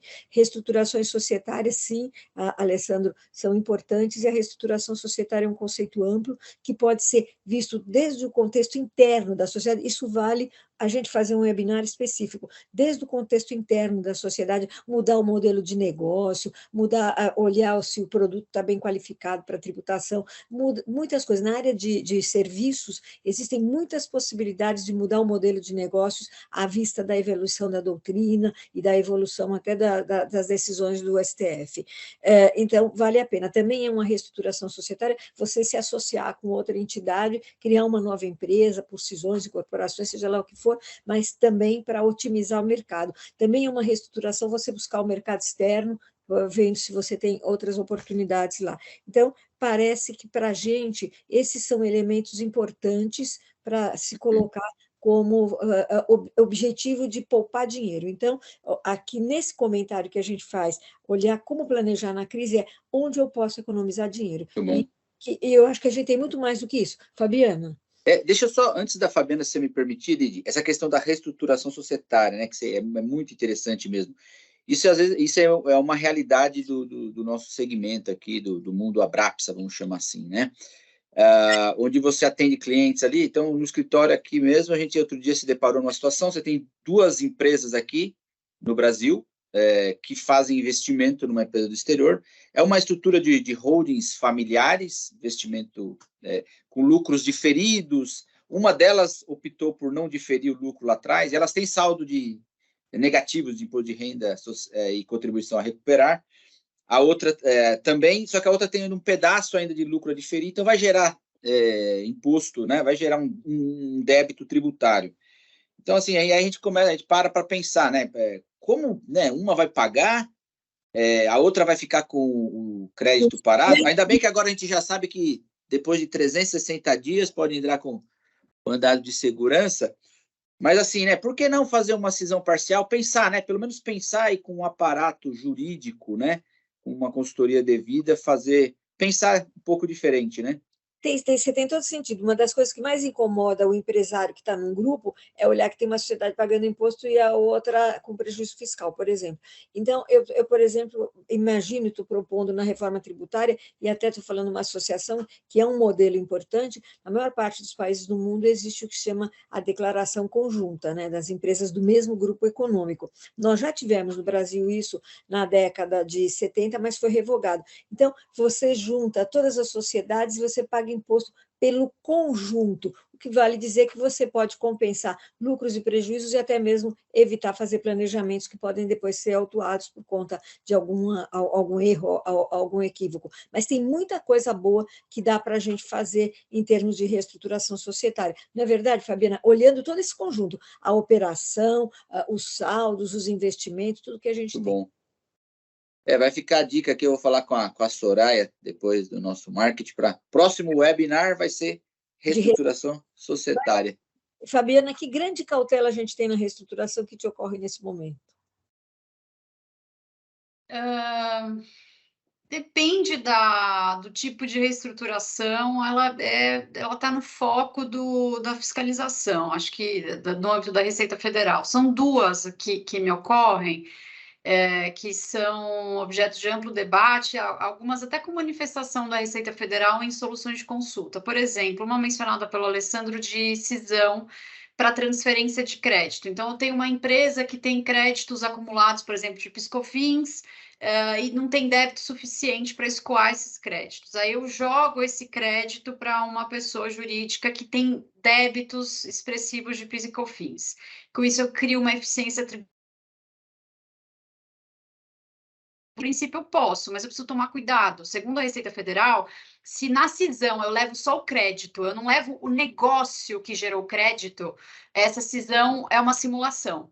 Agora, e se ao invés da cisão parcial eu fizesse uma incorporação? Eu vou juntar os 2 negócios. Posso? Claro que pode, porque você não cindiu, você não levou só um pedaço, você levou tudo. Você não tem mais 2 entidades, você tem uma entidade só, né? Você não tem 2 pessoas jurídicas, você tem uma pessoa jurídica só, os negócios se uniram, logo créditos e débitos viraram uma coisa só. E um efeito dessa reorganização societária, cisão, incorporação, é suceder o crédito tributário também. Então, eu tenho um estoque de crédito, esse estoque vai ser levado para aquele que incorporar. A única restrição é para se levar prejuízo fiscal e base negativa. Só. Para os outros créditos tributários, o efeito de uma incorporação de uma cisão é levar o crédito. Isso é indiscutível, isso a própria Receita Federal aceita. O ponto de atenção é cautela com o tipo de reestruturação que vai ser feita, porque não é tudo que a Receita Federal aceita. Outro tipo de planejamento muito comum, antigo até, é de separação, não de união, é de separação, né? Então, eu tenho uma entidade tributada pelo real e eu quero que uma unidade de negócio seja tributada pelo presumido. Faz uma cisão, né? Aí eu faço uma cisão. Ou às vezes eu não faço uma cisão, eu constituo uma nova entidade e simplesmente aloco os funcionários para essa nova entidade, né? Enfim, dá para fazer de várias formas. É possível, mas precisa tomar cuidado também, porque aí os casos são os mais variados na jurisprudência do CARF. Então, tem todo tipo de caso bom, caso ruim. O que é o caso ruim? Eu declaro no papel que eu tenho 2 entidades, mas na realidade eu uso uma só, os funcionários estão em uma só, toda a equipe de vendas está numa empresa só, toda a clientela está alocada numa empresa só. Então, esse tipo de cuidado que a gente tem que ter na reorganização. Mas há espaço para reorganização e, com isso, criar eficiência tributária dentro do grupo? Com certeza há. E aí tudo depende muito das características de cada pessoa jurídica, né? Do negócio de cada pessoa jurídica, de como elas desenvolvem o seu negócio, mas com certeza há espaço sim para isso. Eu queria fazer um comentário. Desculpe, Fabiana, eu queria fazer Não, pode dizer. Ele diz respeito a tudo que a gente ficou discutindo aqui de decisão judicial. Tem uma hipótese também que você não vai levar vantagem. Você ganhou uma decisão em caráter definitivo, por exemplo, eu tenho um caso específico de ISS. Um cliente meu ganhou o direito de nunca mais pagar ISS na vida por razões específicas. Aí ele só vai pagar se tiver um caso no STF. Se mudar o conceito de serviço. Não. Se tiver um caso similar, que acho que não vai ter, no STF, dizendo que fazendo coisa julgada diferente. Então, aí talvez vá aparecer o problema. Veja, ele tem uma mosca branca, mas ele não pode ser incorporado por ninguém, porque fez coisa julgada entre o poder público e aquela entidade que está lá. Se ele for incorporado, a incorporadora não vai ter direito de usar a decisão judicial. Esse é um alerta interessante, porque às vezes parece um grande planejamento e depois não dá para planejar, né, Fabiana, para usar. Acho que é isso, né? A coisa julgada entre as partes lá que se formou. Sim. Muito bom. Essa é a questão. Acho que a grande dica aqui ela tem que ser pensada, né? E bem assessorada aí na implementação. Denúncia espontânea, acho que a Elide comentou que a Fabiana ia fazer alguns comentários sobre isso, não é isso? A denúncia espontânea é um tema que está definido há muitos anos pelo STJ, em decisões que foram acolhidas com efeito vinculante no âmbito do fisco, ou seja, a Receita Federal aplica e a Procuradoria da Fazenda também aplicam. O que diz o STJ? Se o contribuinte ele ainda não declarou o tributo, ou se ele declarou, por exemplo, ele deve 100, mas ele declarou que ele devia 10 e pagou só 10, ele pode regularizar os 90, desde que ele não esteja ainda sendo fiscalizado e desde que ele não tenha declarado os 100, desde que ele tenha declarado só os 10. Ele precisa Fabiana, quitar... Diga. Esses 90 é só para... foi por algum motivo específico, né? Um erro, um descuido ou alguma interpretação de norma que depois mudou? Isso. É isso, Pode ser um erro de fato ou uma interpretação, às vezes, equivocada da legislação. Cabe nas duas situações. Tá. E o que é importante? O que definiu o Supremo? Não retifica a declaração para depois pagar o tributo. Primeiro você paga o tributo, depois você retifica a declaração, ou você faz tudo no mesmo dia. Se você retificar antes e regularizar depois, não tem denúncia espontânea. Então, aí você está se referindo, por exemplo, a qualquer obrigação? Obrigações que constituem o débito. Então, o que é isso hoje? Uma DCTF, uma AGIA...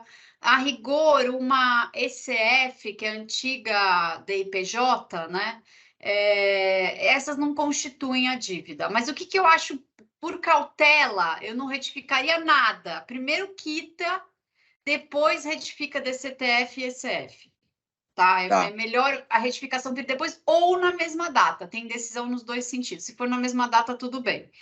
Então, o fisco aceita isso. Qual que é o problema? Eu tenho visto... E o benefício aí, no caso, é você zerar a multa, né? Zerar a multa. Eu preciso pagar com acréscimo de juros. Eu não pago multa. Então, não tenho nem a multa de 20%, a moratória, nem a multa de 75%, tá?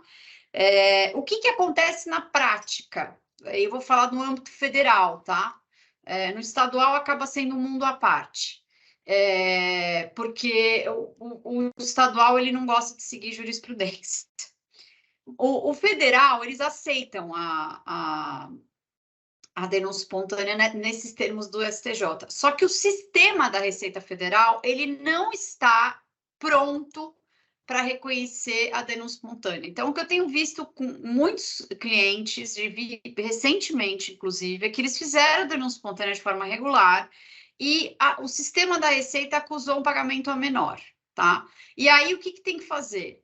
Um requerimento administrativo explicando que é uma denúncia espontânea e aí depois alguém manualmente na Receita baixa o débito. Então, infelizmente, o sistema não está pronto para fazer esse reconhecimento automático de que a multa não é devida. Então, eu tenho visto alguns clientes terem essa dor de cabeça. Agora, uma dor de cabeça de fácil resolução, né? Minha recomendação é não pague essa multa de mora de jeito nenhum, porque ela não é devida. Mas se o sistema acusar um pagamento a menor, entre em contato com a Receita Federal. Hoje em dia dá para fazer esse contato até por chat, e a gente tem tido sucesso nesse tipo de contato para resolver essas questões. A Receita ela vai cobrar. O que a gente sempre recomenda também é emitir as certidões negativas antes de começar todo o processo, para ela ter a validade dela, se a empresa precisar nesse meio tempo, né? Mas é bem interessante mesmo. Muito bom. E, assim, é algo que, às vezes, intimida um pouco o contribuinte, né? Apesar de ser um assunto, de certa forma, já tradicional, né? De você fazer a denúncia espontânea, mas ele acaba intimidando, né? Porque a cobrança vem automática, né? Você fez o pagamento lá, ela vai vir, e depois tem todo um processo administrativo aí também para fazer essa parte de regularizar, né? Muito bom. Parece que temos alguns pedidos, algumas perguntas aqui no chat, e já estamos caminhando para o final. E eu tenho uma última pergunta depois, e aí, obviamente, vocês, por favor, façam as considerações finais, né? Comentam aqui no chat que o fisco estadual, ele não aceita a denúncia espontânea.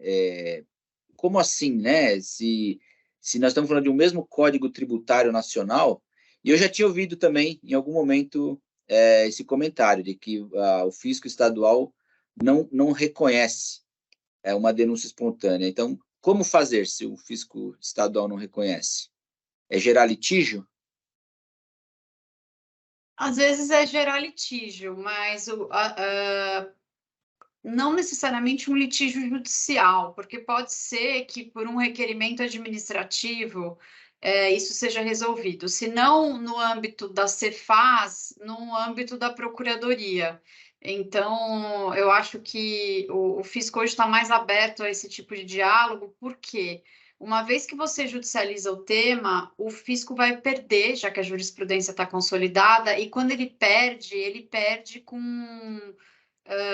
e ele é condenado a pagar honorários ao contribuinte, e esses honorários podem chegar até 20% do valor da causa. Então, o fisco ele brinca menos com o contribuinte, como ele brincava no passado. Não que não brinque mais, mas eu acho que... A questão da sucumbência, né? A sucumbência tem pesado no bolso. Muito bom. Enfim, então aqui quem tem algum caso de denúncia espontânea com o fisco municipal ou federal, então acho que essa daí é uma boa dica aí da Fabiana. Tem uma outra pergunta aqui, se existe a possibilidade da Receita negar uma denúncia, não pedir denúncia. Acho que a Fabiana também já respondeu, né, no sentido de que fazendo o passo a passo, né, com toda a formalidade de retificação de obrigações e tudo mais, não haveria o porquê, né? Muito bom. No começo do nosso webinar, vocês fizeram um panorama, né, dos 100 dias do governo, e aí, assim, uma pergunta que é uma curiosidade, enfim, às vezes gera uma certa apreensão até, principalmente do empresário, né, que é a questão da tributação de lucros e dividendos, né, que entra governo, sai governo, essa discussão já temos um sistema tributário que te pega de todas as pontas, né? E assim, o que vocês, na opinião de vocês, vem aí com uma nova equipe econômica, né? Com essa transição, com esses 100 dias, com os próximos períodos, o que vocês veem com isso, Elide? Vocês avaliaram? O que vocês pensam sobre o assunto, na verdade? Na verdade, este governo vai manter aquele projeto de lei que tributa os dividendos, né? Não retirou, não apresentou por enquanto nada de novo, e que também impede a dedução da JCP, que são os dois fatos mais relevantes aí no que toca ao imposto de renda e contribuição social. Veja, a ideia de tributar os dividendos não é nova. Se vocês olharem, desde que foi criada, desde quando o professor Everardo Maciel trouxe a ideia e fez aprovar, tanto para a JCP como para a não tributação de lucros, ele trouxe dentro de um contexto de um projeto em que se integra a pessoa jurídica e a pessoa física. Então, a alíquota da pessoa jurídica ela foi dimensionada para também já contemplar o que seria uma tributação na fase subsequente. Porque, como era no passado, para quem é mais novo não conhece, mas eu que vivi o passado, você distribuía o lucro, você tributava o corporativo, depois tributava a distribuição, e depois a pessoa jurídica lá na frente, que recebia os dividendos, tomava crédito desse imposto, né, para poder fazer compensação. O que acontecia grande parte das vezes? Se ela não tinha como compensar de imediato, aquilo ficava parado no balanço, não tinha correção. Então, quando se dimensionou a alíquota de imposto sobre a renda e da contribuição social, se levou em conta tudo isso e se estruturou que se tribute o lucro corporativo e nas distribuições subsequentes você não tem tributação. Então, passar a tributar a distribuição vai ser uma quebra nesse modelo. Aí você vai ter que mexer na alíquota da pessoa jurídica, porque ela está inflada pelos fatos subsequentes que foram considerados. Ela é para frente que ela considera tudo aqui. Você vai ter que modificar essa alíquota aqui da pessoa jurídica. Então, com isso, você vai trazendo uma série de descompensações que têm que ser revistas. De outro lado, trazer de volta a tributação do lucro significa trazer de volta a aplicação de uma figura que ainda existe na nossa legislação, que é a distribuição disfarçada de lucros. Todas as vezes que um fiscal ia numa sociedade e entendia que aquela operação tinha características de distribuir disfarçadamente o lucro, ou seja, para não pagar o imposto de renda na fonte, ele autuava e a gente ficava anos discutindo. Então, aquilo lá era uma mina de ouro para o poder público, porque sempre fica aquela história, não, falta prova, falta isso. Então, trará de volta todas essas hipóteses e mais algumas que já inventaram também. Então, a questão é que a gente tem dificuldades. Alguns segmentos certamente podem ficar inviabilizados em função disso daí. Então, veja, a questão nossa é que o modelo que a gente tem há mais de 30 anos é perfeito. De outro lado, o juros sobre a conta capital é um modelo que mostrou um grande sucesso no Brasil. Você distribui o juro para o sócio, mas você tributa na fonte também. E ele depois vai tributando na subsequente distribuição que possa fazer. E esse modelo acabou, o Brasil foi inovador, mas ele acabou sendo até absorvido fora do país. Na União Europeia, por exemplo, já existe um modelo de juros sobre a conta capital em vários países. Então, tirar fora esse instituto que fez muito bem para o país, eu acho também que é uma figura, sabe, retrógrada. E eu não sei se eles querem tirar, até porque a gente ganhou no tribunal o direito de pagar o JCP acumulado por todos os anos. Você não paga, você pode pagar hoje, desde que você tenha suporte em lucro, né? Porque juro não tem prazo, né? O juro não é desse ano nem do outro, é um fluir constante. Mas, enfim, acho que essas duas opções, do ponto de vista do imposto sobre a renda, são ruins. E para os tributos indiretos, eu tenho muita dúvida. A questão é que o Bernard Api, que é o construtor da ideia de mudar os tributos indiretos, supostamente indiretos, e está incluindo também o PIS/COFINS, ele está na secretaria lá de planejamento, sei lá, de finanças, qualquer coisa de políticas financeiras lá no governo. Então, ele já fez algumas alterações. Ele não queria aceitar nenhum crédito, agora já está aceitando crédito. Agora, a implantação desse programa, que vai para o ICMS, IPI e tal, ela é de tão longo prazo que vai levar 50 anos para ser estabelecida. Ele vai exigir, só vai entrar em vigor em 27, quer dizer, não vai, se esse governo for aprovar e esses congressistas aprovarem, não sei se eles vão estar para ver o resultado que vai acontecer. Então, eu estou imaginando, tudo porque todo mundo está de olho gordo no ICMS. Dizer que o ICMS não pode ser estadual, ele deveria ser federal, é você mudar a história do país. Você tem que ver a origem do tributo. Então, me parece que o projeto, por enquanto, ainda é bastante duvidoso, apesar do ministro Haddad achar que é jogo certo. Acho que não. O que você acha, Fabiana? Eu também não, eu até acho que seria do ponto de vista de custo de conformidade, eu acho que essa reforma tributária ela é boa, mas eu acho que tem uma questão política relevante, que é o interesse dos estados, principalmente dos grandes estados, né? E aí São Paulo é um dos que se destaca, de não querer esse movimento de unificação, de querer ter autonomia para arrecadar e para estabelecer suas políticas fiscais. Então, esse ponto político de conflito, ele é muito relevante.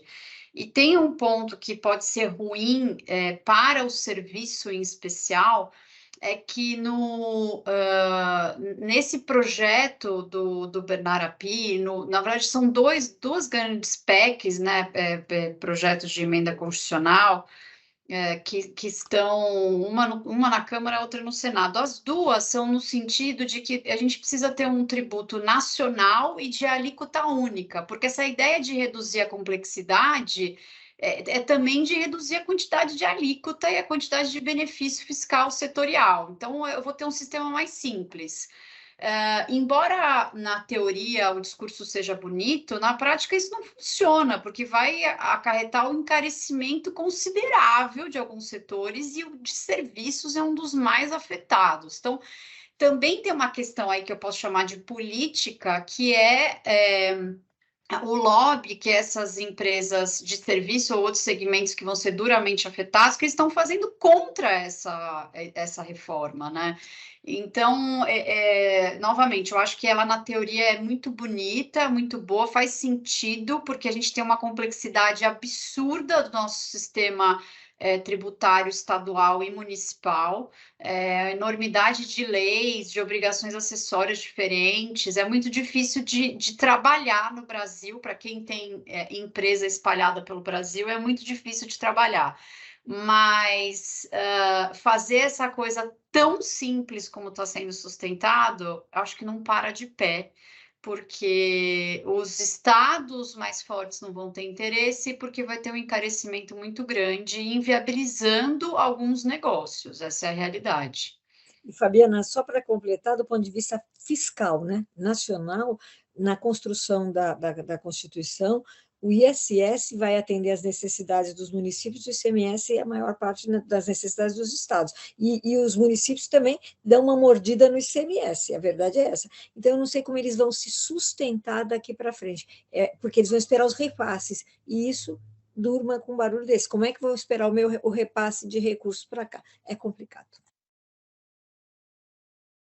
Muito bom, as discussões são interessantíssimas aqui, as oportunidades são muitas, e o tempo passa muito rápido, né? Já quase 2 horas de webinar, enfim, muito bom, assim, gostaríamos, né, em nome da Abrapsa, de agradecer você, Elide, todo o conhecimento, experiência e protagonismo na área, Fabiana, igualmente, por contribuir demais aqui com a gente. O Sérgio, a gente vinha conversando aqui sobre, né, já há um tempinho, sobre o desenvolvimento desse webinar. Enfim, deixar o espaço aí para algumas eventuais considerações finais de vocês. Por favor, e novamente, em nome da Abrapsa, agradecê-los. Alessandro, queria fazer, só a título de despedida, 2 sugestões. Essas que a gente apresentou como oportunidades são poucas, a gente tem muito mais coisas para conversar. Você nos chame quando quiser e se o público achar que vale a pena também, né? Esse daí é um ponto. A gente tem coisas para falar que acabamos não falando, voltadas, por exemplo, a PIS/COFINS, além da reestruturação, a gente tem muitas outras coisas, até modelos de negócio para otimizar o PIS/COFINS, mas vamos deixar para uma outra oportunidade. De imediato, eu queria já agradecer ao Manuel a oportunidade que nos deu, ao Luque, que propicia só coisas boas para mim. Um beijo, Luque, e para vocês a colaboração. E os que estão assistindo, obrigada aí pela paciência, que a Fabiana e eu não somos fáceis de aguentar na conversa. Um beijo aí. Imagina, foi muito fácil. Não, olha, se deixar, eu fico aqui até 10 horas da noite, porque eu brinco que a hora que eu começo a falar, eu não paro mais. Espero que eu não tenha me estendido demais em relação a algum ponto, mas queria agradecer de novo a oportunidade de estar aqui nessa manhã com vocês. Obrigada, Alessandro, obrigada, Sérgio, e obrigada, Elide, também, né, por me colocar ao seu lado para falar. Obrigada, Manuel, também. Estamos à disposição para outros webinars ou para reuniões, enfim, bate-papos para tratar de temas, porque, como a Elide falou, oportunidade não falta, né? O que a gente precisa examinar é muito a situação concreta de cada um e tem muita coisa sendo discutida, não só no judiciário, mas administrativamente. Acho que tem muita oportunidade para ser resolvida de imediato, né? Uma arrumação da casa que às vezes traz oportunidades que estão escondidas e acho que PiscoFins é um grande exemplo de um mar que a gente pode navegar. Então, dá para a gente conversar bastante ainda em outra oportunidade. Obrigada mais uma vez a todo mundo. Bom dia. Obrigado. Sérgio, obrigado. Também gostaria de agradecer a oportunidade de participar desse bate-papo. Muito obrigado pela presença de todos. E me coloco à disposição também para, eventualmente, tiverem alguma dúvida, quiserem também explorar algum tema, eu também fico à disposição de todos. Muito obrigado e com certeza a ideia realmente é que façamos novos encontros, porque realmente o conhecimento aí teórico e prático de vocês é fantástico. Muito obrigado e em nome da Abrapsa, agradecemos novamente. Um bom dia a todos. Obrigado a todos. Bom tchau, dia. obrigadão. Tá, bom dia. Beijo para todos. Beijo, tchau.